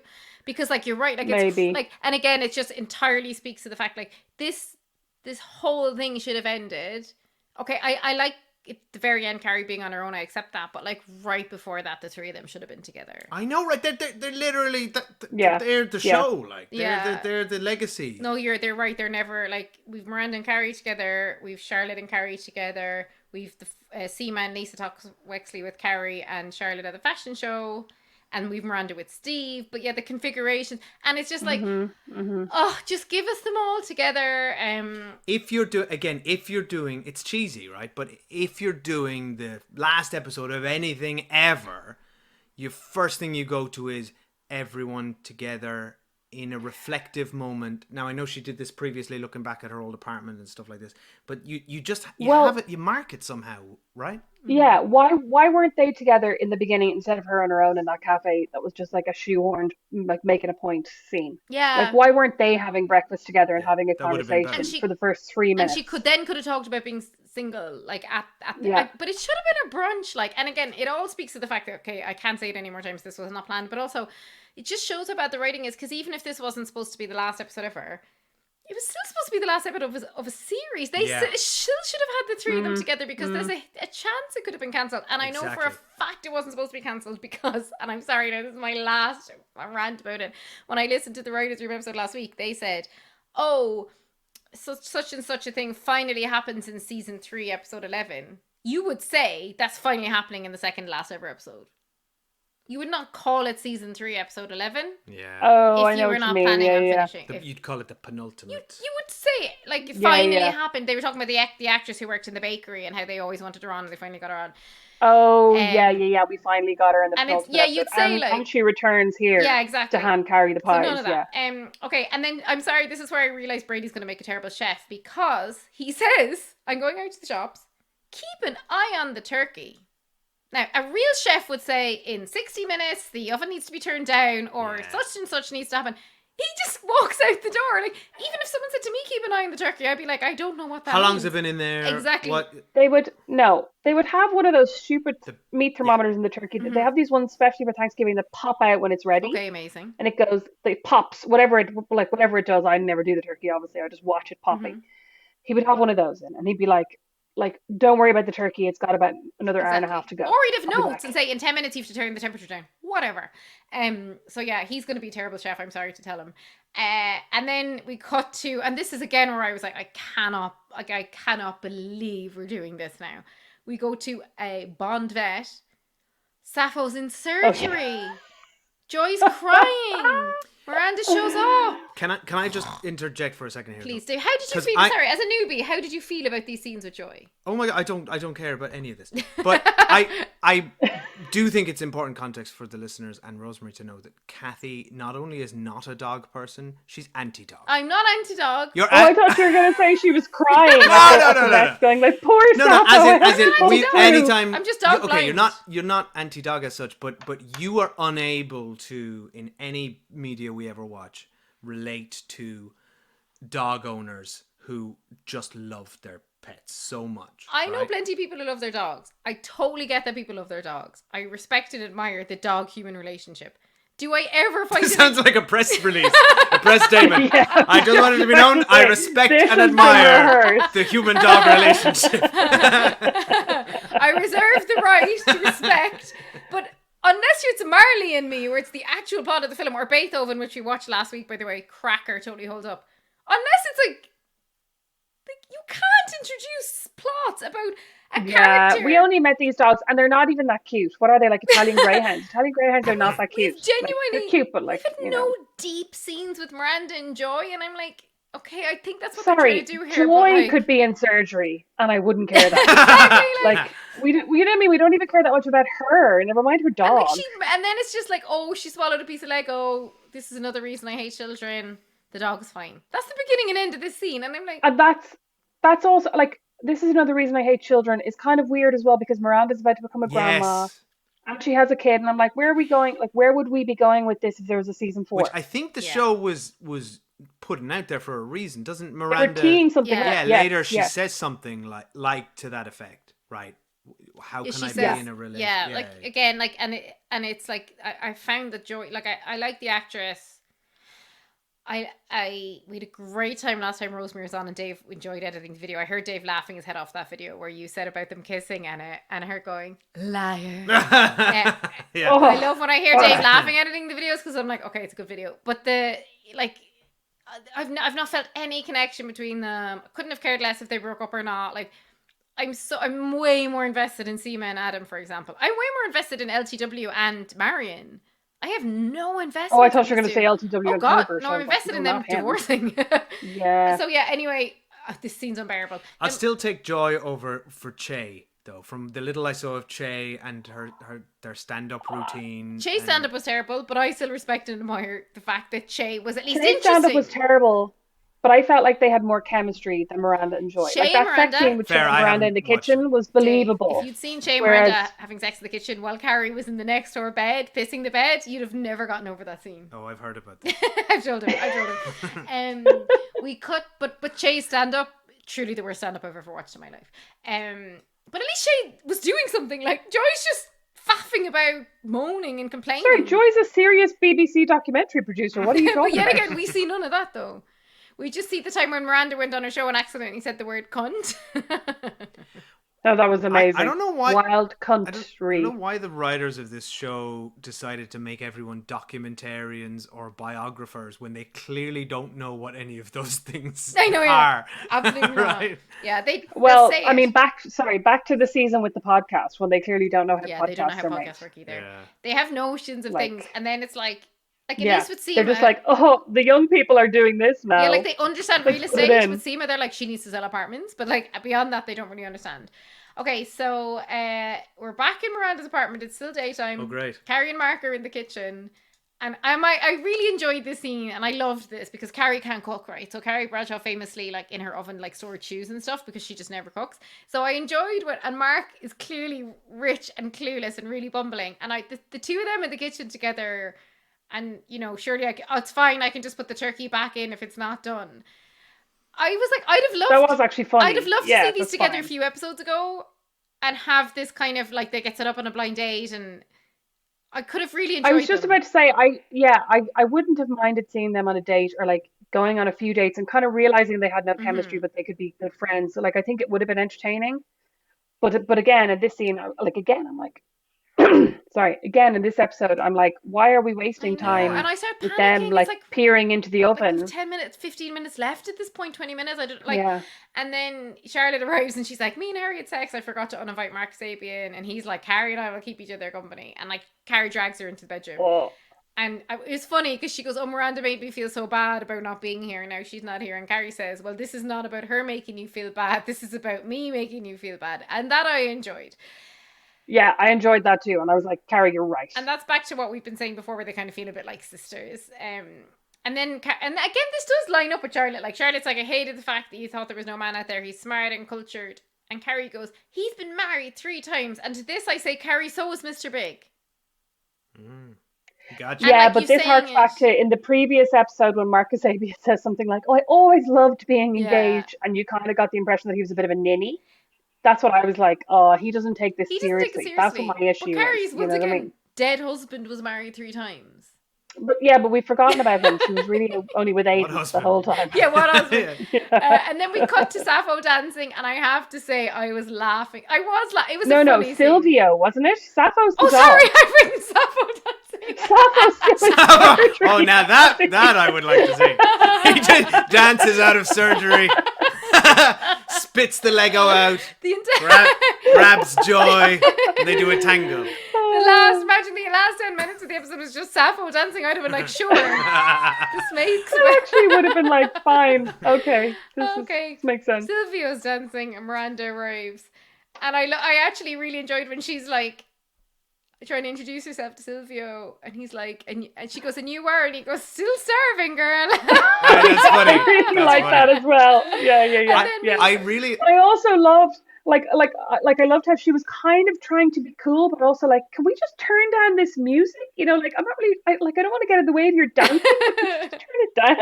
I thought Miranda was very relatable in all of this. Miranda's great anytime she's there. Yeah. I actually thought it's absurd. All the Silvio and Epcot stuff and Mia, it's absurd and stupid. But it was very funny to me just that they just did the dancing with no context whatsoever. It's just cut to them. That was actually dancing. It's good. Genuinely that funny. was brilliant. That was brilliant. And he's great. Like he could really drop that butt down. You know, I couldn't be getting that low.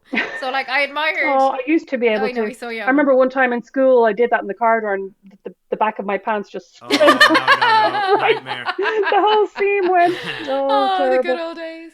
And then Mia says, I used to have a puppy, but someone left the door open and it ran away. And at this point I'm like, sorry, are we calling child services when Mia has the kid? Like what are they doing with Mia? But this is setting up for season 4 where like Mia and Brady move in together to raise their kid, and Mia's kind of flighty and irresponsible. Like they're teeing up things for next season, right? That's obviously not happening. Like now. They have to be. Like it can't. Like it's just wild. And then Brady comes out.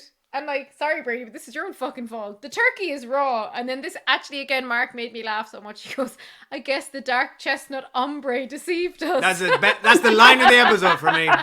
I love that.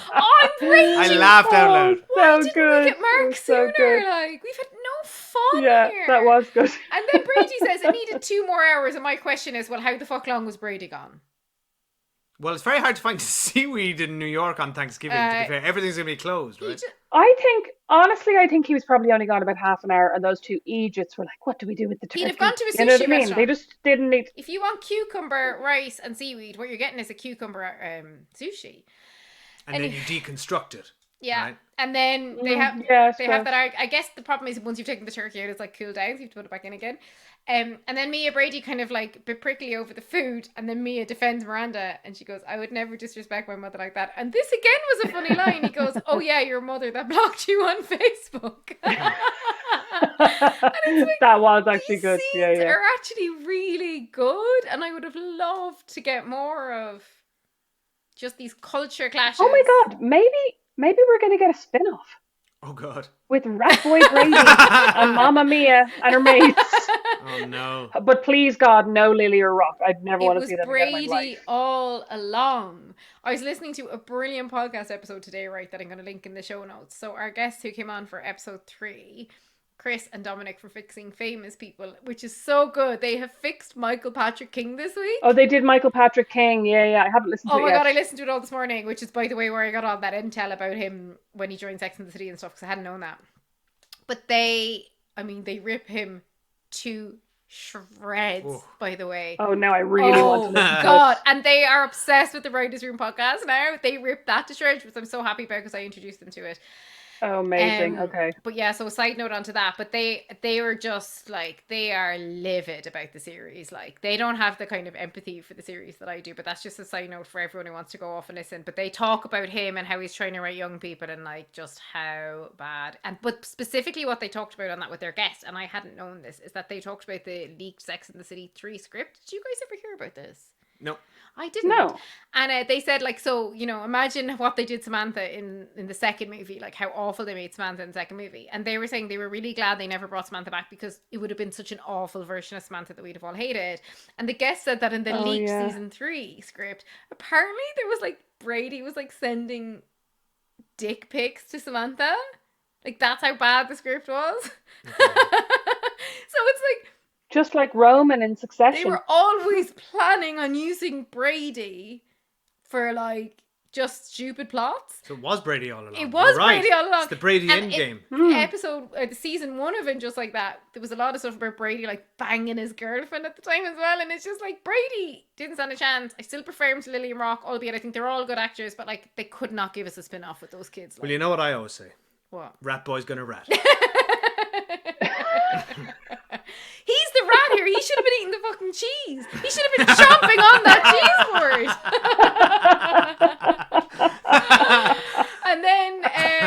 and then the friend who's named after the theme park, whose name I haven't written down here. Epcot writes back. Does anyone have matches? God. That's also, I'm sorry, so many of these jokes are first draft.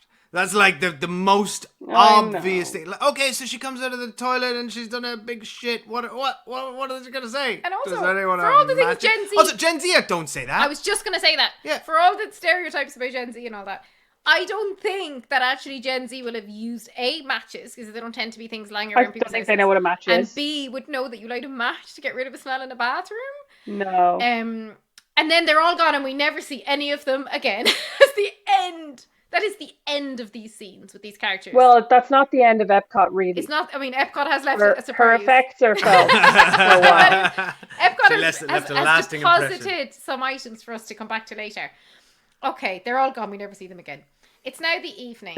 Carrie and Miranda are still in Miranda's apartment. Can you believe this is only 34 minutes? We've been talking for an hour and a half, but 34 minutes. See, Dave slags me off every week because he goes, "How do you talk for so long about such short episodes?" Now you know, Dave. Now you know. So I think he still doesn't know. So they're chatting about Epcot on the toilet. Then they're chatting about Mark, and Carrie's like, "I'll have to go home with him because of the trauma you inflicted," which is kind of funny. And then we get to see the second man of the episode pissing, Mark. And then we get to see, and bearing in mind this is 10 minutes to the end of the Sex and the City universe, actual piece. This will go down in history. Do you remember the end of... Do you remember the last time we saw Carrie and the girls and we watched the guy from Titanic deal with a toilet disaster? Actual pieces of shit. Always having these waterworks problems. Yeah, that's it. It is a metaphor for this load of shite. It is. It begins to explode. It's a metaphor for this whole show. But sorry, can I just say, as I mentioned, IBS girly here, right? You don't do small solid turds when you're having stomach problems. that would have been would have been nightmare fodder. This is the kind of detail we need, individual turds, right? Thank you. I'm here for the Rosemery's a very talented journalist, and this is the kind of research she does. Yeah. Please continue. She ate a cheese platter yesterday before she came on, so she could test this out. I am, and I know a lot about stomach problems too. You just wouldn't this is so and also sorry. Those individual turds wouldn't have blocked the toilet. No, they're so exactly. They're so dainty. They're so small. They're so dainty. But maybe Epcot uses a lot of loo roll. Well, we do have that problem in our house with our children, so that could be it. Now the younger generations are very fond of wad of loo roll. I can just to stay even longer on this topic. Yeah, please, because we've loads left to go. But I welcome a long episode. I've unclogged many a toilet. Right, if we're talking excessive loo roll, the loo roll's coming back up too. Not just the poo. There was you're right. It's not just the turds. It's just water and turds. Okay? So something's amiss. Something has gone terribly wrong. So now there's actual shit and brown water exploding. Mm-hmm. And Mark Kasabian just stands there. He doesn't even close the toilet lid. And I know he's a billionaire. Sorry. Yes, in the bathroom that is right off Miranda's dining room also, which is terrible design. And he stands there in the room that is not like split level or anything, so there's nowhere he can get away from this shit and this shit water, and he just stands there. So like the shit water is all over his shoes now. No, it does tie in with him being or doing anything. A hapless man. I feel like it tracks for him. Meanwhile, they're back out in the kitchen, in the dining room. Miranda's going, Brady's so mad at me. He's staying at Steve, so this is good. They've reconciled. Oh, phew, we know Steve and Brady are okay now. Mark comes out and says, there's a plumbing mishap and it wasn't me because I don't have a problem with French cheese. Again, a great line. Mark's like, I eat a lot of French cheese and I ain't shitting all over your floor. Mark sees himself out. Next scene. What are we doing? Miranda's bathroom. Miranda says, what happened in my life? Carrie says she had happened. And again, I feel like this is the show fucking trolling us at this point. Girls, what have you been doing with your lives watching this? Cathy, why have you made a 12-part series about this? Cathy, how many hours of podcast do you have dedicated to this literal shitstorm? Carrie goes, shit happens, which is fair. That's a Carrie line. And then Miranda goes, it's not even my shit. It's a stranger's and Brady's and Joy's. And Carrie says, well, Mia really came around. Meanwhile, by the way, Miranda is knee-deep in shit as this conversation's happening. Oh, literally kneeling on the bathroom floor that has 2 minutes ago been covered in brown shit water. You don't kneel, again. you squat. No, you don't, squat. exactly. Or you just bend over. Like, squatting gets tiring after a while, you just bend over. Your hamstrings take the hit, like, sorry. Rosemary said, this is not split-level situation. So, like, at this point, it would have all run through the apartment. The door's been opened twice while this explosion happened. Bad. Yes. It's bad in there. Yeah, no, it's completely cleaned up now. Mm-hmm. And you're not getting a plumber on Thanksgiving. Joy's at the door, Carrie. Well, I was about to say she wouldn't even be doing this herself. She'd have all the towels she owns on the floor and then ready to be burned, and she'd be trying to contact an emergency plumber. Do you know who I'd have called if I was her? Steve. Her super? No, Steve. Steve's the guy I'd have called over for this. Steve owns a bar. Like, Steve's cleaned some shitty bathrooms in his time. True. Yeah. That's true. Yeah. Joy arrives at the door. Too late for pie. Sappho was sleeping peacefully next to Socrates. I was actually so relieved when she said that. I'm sick of the fucking pie as well. Too late for pie. Get over the pie, guys. Now, Rosemary did text me this, which I hadn't really copped into. Joy then runs into the room and also kneels down in the shit. Yeah. And then Miranda hugs her with her filthy shit gloves on. Yeah, I mean, that was disturbing me so much. I would never do that to someone. Yeah, specifically as you're saying, you spent the holiday with my family, now I'll spend it with yours. And this is the fucking resolution. Your English accent is not good, Cathy. Please don't do it again. Actually lived there for so long, it should be better. And Carrie quietly exits, pie in hand. Oh, doesn't even say goodbye. Sorry, that actually really fucked me off as well. She didn't say goodbye, right? Whatever. She doesn't need to bring pie home. You are a millionaire. If you wake up tomorrow and you want some pie, you can get some of your own pie. You don't need to bring leftovers home from your friend's house. Have you missed Carrie's dedication to these pies? She bought one for everyone she knows. She does it every Thanksgiving. She did it during the pandemic. We're now going to end the episode on a pie montage. But here's the thing. Carrie's exit does not make any sense. It only makes sense because the show wants to end with Carrie on her own, right? I actually wonder if Carrie's a homophobe. But only about lesbians. And they start hugging and she's like, I'm out of here. But I said today, she's like, I'm fine with the gays, but not the lesbians. When we were watching the episode, I was like, why is she running out? But then you did say, I'd run out too. Like, the place is covered in shit. Yeah, that's the only reason to leave. The place is covered in shit. Literally, Joy says, I came here to spend Thanksgiving with your family. This is not Carrie's her best friend and sister. Carrie leaves as if I need to leave these two. Yeah, but I would leave. Like, there's no functioning toilet in this apartment. Yeah, okay. Like, do you know what I mean? I mean, I think this is part of Carrie's through line of like, I need to go and begin my life alone. Yeah, I know, like, Carrie's like, today. It begins now. Yeah. Despite like leaving like right now, essentially my sisters. With pie. Yeah. And then she goes and dances with Sappho. No, Dave. Opposite Excuse the me. tomato baby. No, she goes home and the first thing she does when she walks in is keys in her alarm code. Now Dave, who won't know, don't look. Dave, have you seen my notes? No. Well, I mean, what is Carrie? They're on the screen. What is Carrie's alarm code? Please tell us. Just guess. Everything you know about the season so far. Every video you've edited. Sorry, but let's actually call it a password because it's not numerical. Oh, it's not alarm code. Oh, sorry, it's not numerical. No, it's a password. There's text here. Don't look at the screen. Aiden. Duncan. It was something along the lines of Carrie and Aiden forever. Carrie Hart Aiden or something. It was something like that. We learned, yeah. Wait, she types. I missed this. Yeah, She's got an alphabet Wait. security system. Sorry, I'm wrong. She types CARRIE emoji. I just remembered. It's when she phones up security. It's if the alarm's going when she has off. to give the special name. Sorry. You know, like your alarm goes off and they go, "What's the password?" Oh. And you say like Epcot Disney or something. Yeah, or you say And Aiden and Carrie. her special word is like Aiden and Carrie or Carrie and Aiden. I set you up for hiding there, Dave. The number is probably, let's face it though, Aiden's year of birth. The number is probably the number of her old apartment that she's now wearing on a hideous necklace around her neck. That's true. She contemplates taking her shoes off, but wait! She remembers Dunkin' Donuts is gone. She leaves on the shoes. She looks around. She's holding her pie. She turns on the karaoke machine. Almost died at this point, but I was like, Carrie has come home. Carrie has decided I'm going to be alone forever. So what are the actions of somebody who's going to be alone forever? You do not come home and turn on your karaoke is not a solo sport. No. Like, this is not, and I truly feared that she was going to start singing. Yeah, I wondered about that. Properly crooning, and I was like, oh my God, what the fuck is happening? And I was also like, put down the fucking pie. Put the pie down. And Dave, you may be wondering why she has a karaoke machine. I'm not breaking it to you because I can't go back there. Okay.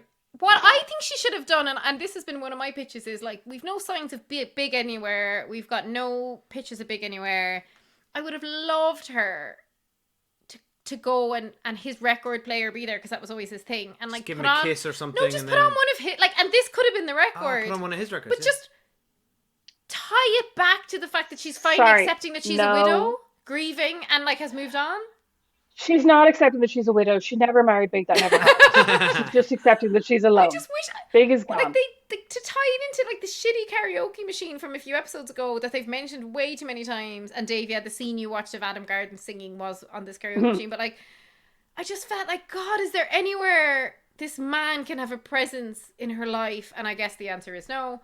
Then she looks around her apartment and the pie montage begins. You may not have realised, but all the next scenes we see wrapping everyone up, they all have the pie in front of them. Eating the pies. So can I quickly? Please. I know you're going to go through the montage, but I was really thrown by, normally montages will begin with where we are. We're in Carrie's apartment. Mm-hmm. Then you go through everybody else, and then you end back where you started, and there's a lovely neat montage. This montage kept going back to Carrie. So it would go... Did you notice this? It would go to Anthony and Giuseppe, back to Carrie. And then over to Charlotte, back to Carrie. And it was just like... It wasn't a real montage. My head was spinning. Yeah. Weird. And also, but you know what? And I wonder if this stuff, not to be conspiracy theory, but I wonder if some of this stuff was filmed after the fact. Because they were like, oh my God, we have to wrap them all up. But we've got like 1 second. So let's just do like this montage. So they cut back to Anthony and Giuseppe, who I genuinely had forgotten we were going to see again. Oh, same. Like, I could have never seen them again and not cared. Like, they're sitting across from the pie, and Giuseppe's saying, after all, well, I do, and I won't do it offensive. No, please stop. Don't do it. I've already done an offensive English accent. I will do it. I lived in Italy for an entire summer. Which, by the way, I loved reading about your memoir. So if you could do a good English accent. That was a great chapter. Okay, so he goes... I've sent Rosemary my notes. They're very long, aren't they? He goes, after all this time together, you think I only asked you to marry me is because I want a mommy? Let me say, well, I don't have the words in English, so. And he stuffs the pie in that. That's a great Italian accent. Good, or any Italian listeners. Thank you. If we've offended any Italian listeners, please let us know. Also, we're not qualified to say I don't good or not. I don't want to know. If anybody disagrees, don't and then tell. He puts Do the not write pie in his face. And then Anthony says, I'm not cleaning this up. And they laugh. And do you know what I thought? That was quite sweet. Sweet, cute. Yeah. I'll get past it. Grand, yes, grand, whatever. I still don't know what Giuseppe is doing here, by the way, or why he's living with Anthony. Like, Anthony's fine, Giuseppe's fine, but they've never... Why is Anthony living in a shoebox? I mean, I have your questions about Anthony as well, isn't his fall from grace, but I suppose we'll never get onto that either. Cut to Charlotte. Family around the table with the pie. Talking about, Charlotte says to Rock, her daughter who's non-binary, I deleted pictures of you when Rock was dressed as a girl last episode. And then Lily goes, oh, don't worry, I have loads of pictures. And Rock's like, it's fine, I'm going to be a lot of people in my life. And we see the four of them around the table. And again, if this is all we're getting, I'm happy to see these four together. That was grand. That was grand. And actually, I thought that was the most true. Like, if we're talking about the terrible, terrible depictions of Gen Z, I thought the idea that Rock is non-binary and doesn't really have a huge hang-up about having a picture of them dressed as a girl or not on their phone. Like, I felt like that was actually probably more true. Cool, like, I think the younger generations are more fluid and more relaxed and like less bothered about it than we are or than our parents would be. So like that felt true to me. That was the only. And I like that because Lily being like typical sisters, like, well, I took loads anyway, which is totally what your sister would have done. Yeah. Happy to see them all. Yeah. Then and here we go again. I cannot fucking stand this plot. Lisa Todd Wexley and Herbert straight into his diet plot again, Dave, which you are lucky to have missed. The best part of no longer being in the public eye. Again, the pie's wrapping this all up for us. A second piece of pie. And then she starts to do the dishes. And again, I ask, these people do not cook. These people do not clean. They live on Park Avenue. They're millionaires. She goes to take the plate off him. For a second, I thought she was going to take the pie away and go, you're fat. That didn't happen. And then she goes to take the plate and he goes, no. He's not fat, by the way. Put your feet up. This is him. You've been cooking all day. I got this mess. And then she says, you got this mess. And that's it. Lads, what? Lisa Todd Wexley and Herbert. Nobody talks is the abomination of season 3 in my mind. It's after the 8 and stuff. Whatever. I just don't. She's so cool. Like weird, but like weird that their two scenes this season are them both repeating things to each other. Him going, like, "I'll get over this," and her going, "We'll get over this," and him going, "I've got this mess," and her going, "We've got this." And mess. last episode they were both like, "You're human." Yeah, it's just like whatever. I don't care about any of this. And also, he was never in the fucking public eye. He like ran for office and failed. Yeah, exactly. He ran for city comptroller. You went once for public office, you didn't win. You're a millionaire, and you complained about the working class. Right. Then we cut back to Carrie because we keep cutting back to Carrie, as Dave said. But this one's noteworthy because she eats the pie and she's standing in heels, and this is very Carrie Bradshaw. Sorry. What kind? And Carrie is a monster and has been a monster from season 5 onwards, right? So like, this is. What kind of monster eats a pie with a spoon from the middle? You cut a slot, like, even if it's a pie in your own house. Have some manners. Have some manners. You're not eating a pie from the middle with a spoon. You're just not, like, that's not, nobody does that. And if they do, shame. You've made a life decision, though, where you're going to live alone for the rest of your life. I think you might go, fuck it, I'm sticking a spoon in the middle of this pie. Juvederm Day is coming on August 20th. For one day only. Buy one $75 gift card and get one free. Juvederm Day gift cards can be used on any product in the Juvederm collection of fillers. Don't miss out on this once-a-year chance to save. Join Allie now while supplies last. Skin Beat by Juvederm is excluded from this promotion. Terms and conditions apply. And then she starts dancing and twirling. And this is where it got me in the feels. And me and my sister, I believe, started clapping at this point when she was twirling around on first viewing. On second viewing, I was very sober. So yeah, she's kind of twirling and eating the pie. And at that point, I was like, because I've wanted Carrie to like accept being on her own, albeit I wanted much more for her. Then we cut to Seema, and this is Seema's only line, like to point at Dave's point that they didn't really wrap up Seema plot. She goes, "You know what? I don't miss the gluten." I would say a 5-second scene. I think that was her way of saying, you know what? I won't get married. I can I can deal with this. Yeah. I can. Actually, that is quite nice then. It is nice, but it was like you're enough. But it was blink and you miss it though. I mean, at this point, like I know. Lisa and Herbert got 3 lines. Seema, our favorite new character, got 1. Oh, then we cut to Miranda and Joy, who don't even get a line. They're just eating pie. I mean, thank fucking God. If I have to hear the word Socrates and Sappho again, so fucking help me. I still maintain with Miranda and Joy, though nothing's been resolved, because yes, Joy did the grand gesture of showing up, but to Dave's point, she said, "I'm going to spend time with your family." There's no one there, so we've not actually stress tested. And as far as we know, she hates children. She's no interest in Brady. Yeah. So. Albeit she met Brady at his hottest, that one scene where he had swag with the dogs.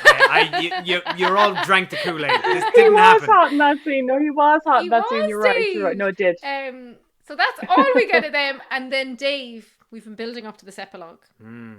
Carrie, back at the laptop. I'm obsessed with this book, by the way. Yeah. Oh, well, he's watched your dramatic reading of it, Rosemary. Yeah, very impressive. good. I wish we'd gotten Rosemary back to do the whole thing, but I don't have it in me to put it all together now. I would love if they published this as a real book. I would snap it away and read that end to end. Do you want to hear how it ends?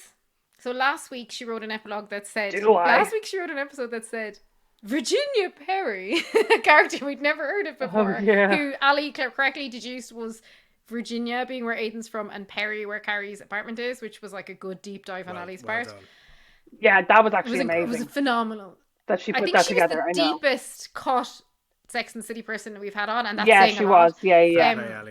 And then it was Virginia Perry's cousin Joshua Perry was going to come over. And that was the epilogue, which is the worst epilogue of all time. She's going to introduce them, yeah. And then we now, finally, Carrie writes the new epilogue, but it's one line long. The woman realised... Actually, I think, Rosemary, you should read it. You have it. Dramatic pause. The woman realised... Sorry. Get yourself ready. This is a big moment. The woman realised she was not alone. She was on her own. Oh wow, so deep. It feels like something some absolute Facebook auntie would hang up in their kitchen, right? What does it mean? What's the difference between being alone and on your own? Like, I think it's because alone has the word lone, which makes you think of lonely, and then like on my own is like what my 3-year-old says when he's like, I do it on my own. That's true. That's an independent thing, you know what I mean? Whereas like alone is like, ooh, I'm alone. Yeah, and it's a bit like... I don't think it's as profound as it thinks it is. Yeah, but it's kind of like... I don't think it's as profound as my 3-year-old, basically. yeah. And I think it's, it's Carrie reconciling with the fact that she needs to be happier on her own, which, by the way, I'm so on board with. She then wanders around the apartment and at that point does start to sing along. And this is where I say, how is the song still playing? How much time has passed? That is impressive, but they do go into a few kind of instrumental bits, don't they? So they've like cut it all together. Then, I think she just got it on longer loop. than usual. She's listening to that one song all night long. This is where it got me in the feels, though. Sex and the City music. First time we've ever heard it. And this is when I have to say, me and my sister, I do believe, clapped at this point. You know what? It didn't get me in the feels because I suddenly went, has that been on that all along? Which just shows I have not been paying that much attention. Yeah, it was confusing. But I was suddenly like, oh, is that on the end of every episode? It must be. It didn't really click with me. And then I went, oh, actually, that was special. It was. And but like, they just took it on after the fact. I also think like, I know Michael Patrick King, whatever has been there, they didn't have the right to put it on the end. They didn't earn You know the what right. I mean?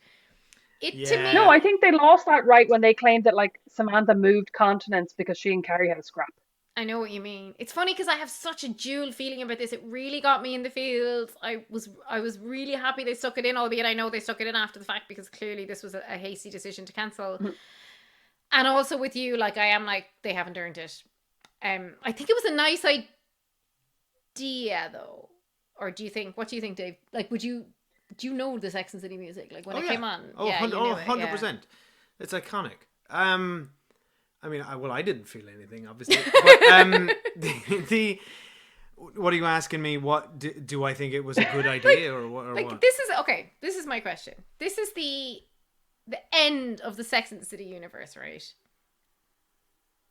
Like, is there any hope for the franchise after this, or is them putting the music here at the end being like it's a nail in the coffin? Like they can't make another movie. I think they actually should have called this episode Sex and the Shit and then put that music on the end. This is why you were in the big box, Rosemary, over on Substack. Thank you. These are the hot takes we need. What big books?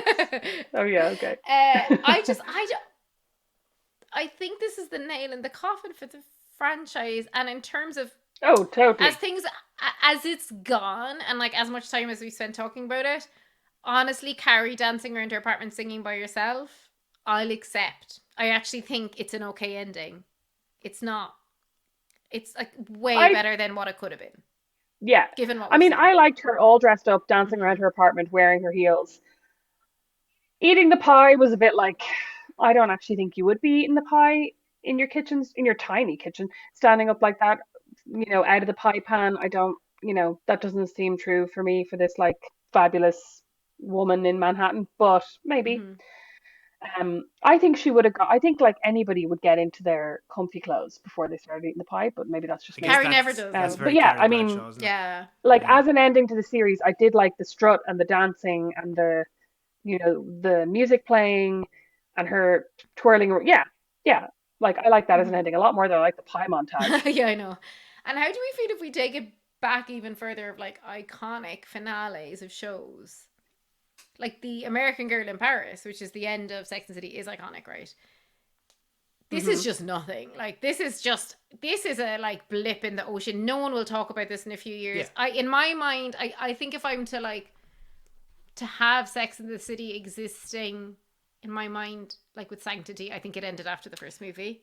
I don't think I think in 20 years time, like, I'd never rewatch this show. And I love talking about this show. It's such a laugh to talk about, but I don't know that I'd ever watch it again. And I'll watch Sex and the City any day of the week. I think it ended before any of the movies. I think the end of the series Sex and the City was the end of what was good about all of this. And I think leaving it as like Big loves her, he followed her to Paris, he wants to be with her, he saved her from Petrovsky, whatever, shouldn't really need to be saved, but like whatever. That was a great ending to me. And then the movie and him not showing up for the wedding and all that like, it all kind of started to get a bit slapstick and ridiculous from then on, and even him, like, even the panic in the movie about the wedding and him I don't think that was his character. He was never unsure of himself in that way. So I think they just started trying to shoehorn stupid things in. I'm trying to think, is there a series that I think ended, like, had a worse ending than this? Game of Thrones. I think this is worse than Game of Thrones. Like Oh, this yes. season was worse than season 7 of Game of Thrones, Yes. hands down. It was, 100%. Game of Thrones season 7, as much as people complain, I mean, it was competent. Right, this is from what I've seen here. It's still, it was still epic and entertaining and gripping. And in their defense, like, coherent. I always felt bad, and we reviewed the whole of Game of Thrones over on our Patreon. But in their defense, like, they ended up having to write the end of a show where the books hadn't been finished, which is a really difficult job. So I always felt bad for them, and it went on for years, and they were really just sick of it. There's no excuse here. Like, this is new material. This could be great. And also, not to dwell on Game of Thrones, but the what people forget is they had 5 incredible series, 5 and however many you want to say. Like, they had a lot of great goodwill. We're talking, and they blew it at the end, but this show was as far as I can tell, was consistent in itself from beginning to end. Right, for the most part. It's always been bad, right? But I've always loved talking about. Like, I watch it to talk about it. I don't think I'd watch it or to listen to podcasts about it. I don't think that I'd watch this just if it was on at home. And I think that is such an indictment. If an episode of Game of Thrones came on, I probably would watch it. My suspicion is with this show and the legacy it will have is that it will be looked back on as a strange curiosity, and it will be dissected like a corpse when people try and figure out where all this went wrong. And then 10 years from now, 15 years from now, with a bit of distance, everyone who was involved in this will start to feel comfortable revealing what was going on behind the scenes. I want the writers' room. I think once Michael Patrick King dies, I want to hear then the writers will start talking. I want to hear about the podcast behind the writers' room podcast. And like, it's interesting because 2 people writing TV shows who've been on here, who are Chelsea and Caroline, both said that they refer back to the original Sex and the City for inspiration for what they're writing. You're never going to hear somebody say brilliant. they refer back. No. Right, what was your cringe moment of the week, Dave? I think that line of exposition that you mentioned at the beginning, Rosemary, just really got me so hard. Where she goes, oh, it's your friend calling, the one who knows Michelle Obama, who might be in our documentary. Hello? It's just so funny to me. Yeah, he's like, I know why my friend does your number. Because I introduced you to, But really, all of it. Like, I mean, you can't say all of it. It's all that's cheating. Painful. Yeah. And I'm sorry to you two and to everyone who's such a fan of Thank this you, Dave. property. I appreciate that. You had to go through Thank you this. for that apology. Dave, watching this and talking about it has been the highlight of my year. Like. Sure, Rosemary, what was your cringe moment of the week? That's sad. Oh, sorry, it was Carrie in the restaurant. Several cringe moments, and not even when they put the bear across from her and they're like, see, you don't eat alone. Where she walks in and she did that lip bite, I just was like, I never want to see you doing that, like, awkward, oh sorry, I'm at this restaurant and I want a table. I know that's really inconvenient for you, a waiter who works at a restaurant whose job it is to give people tables. Oh my god, you're so right. I hate that so much. And then also when she couldn't order off the iPad. Yeah. But I was just like, you are not a moron and you have an Apple laptop. Like you have Apple products You're right. in your Yeah, home. exactly. You know how to do And this. actually, she's always been an That's Apple the gal. whole thing. She's Apple like before we could all Yeah, afford like yeah, iPhones and stuff. Okay, and my yeah. cringe moment of the week, it's the shit in the toilet. Like, Yeah, lads, we've gone too far now. It was ridiculous. We've gone too far. It was just, It's not even oh, cringe. It's just like cringe for gross. us that we're watching it. I just couldn't believe It was that this so is gross. the finale of I a know, television and I show. still, at the time, the first viewing again, I laughed. I was in a generous mood, but like, it's only because I was watching with other people. Rosemary, cringe moment of the season. Clearly when Aiden Oh my god, it's me too. licks his hand. Aiden licking the yeah. hand. There's just nothing can compare. Yeah. And I think we had so much fun that time when we talked about it.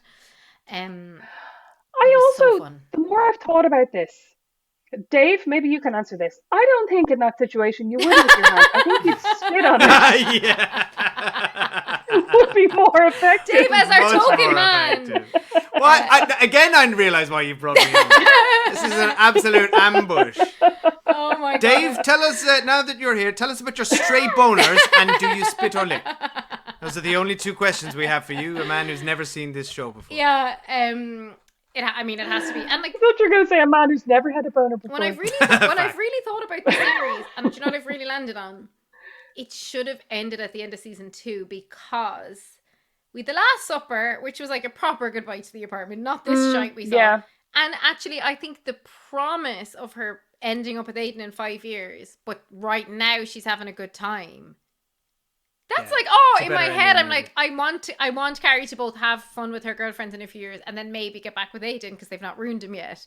Whereas what they did, But hang on. Aiden, why did they do all this to us this season? No, I mean, they did it all because they were so, like, they thought they had seasons and seasons and seasons to go, right? To fix it or to do other fun things or to put in other things that they've seen their friends do, right? What was your cringe moment of the season, then? It's Aiden licking his hand. Like, in fact, it's every scene that Aiden was in is my cringe moment. I also did have a very like visceral moment when he put her in the. Remember he made her sleep in the guest house next to the Yeah, that gym. was horrible. And like as I pointed out, that's what killed Big. Yeah. Jim killed Big, and that was very thoughtless of him. Actually, when Fanula was on, she was saying that like Carrie should leave like dumbbells around like banana peels for Aiden to just like slip over and die. Yeah. Oh my god, we've talked for 2 hours about this. Epic, absolutely epic. Rosemary, thank you for beginning and ending this journey with me this season. It's been a wild ride. You are so welcome. And Dave, thank you for editing and episodes and videos. Every Friday night, this man has been sat editing videos about this podcast. And I said to him, good luck with this. Yeah, this is Dave's Roman Empire, whether he likes it or not. You're going to have to make 10 videos out of this one. And like, and it's at the fucking at the beginning of the summer, I said, oh, I'm going to do it just like that. And then I said, oh, would you mind doing some videos for me? And he said, sure. And then the first week he did it, he was like, oh, that's done now. And I said, no, my friend, there's 11 more Every weeks. week.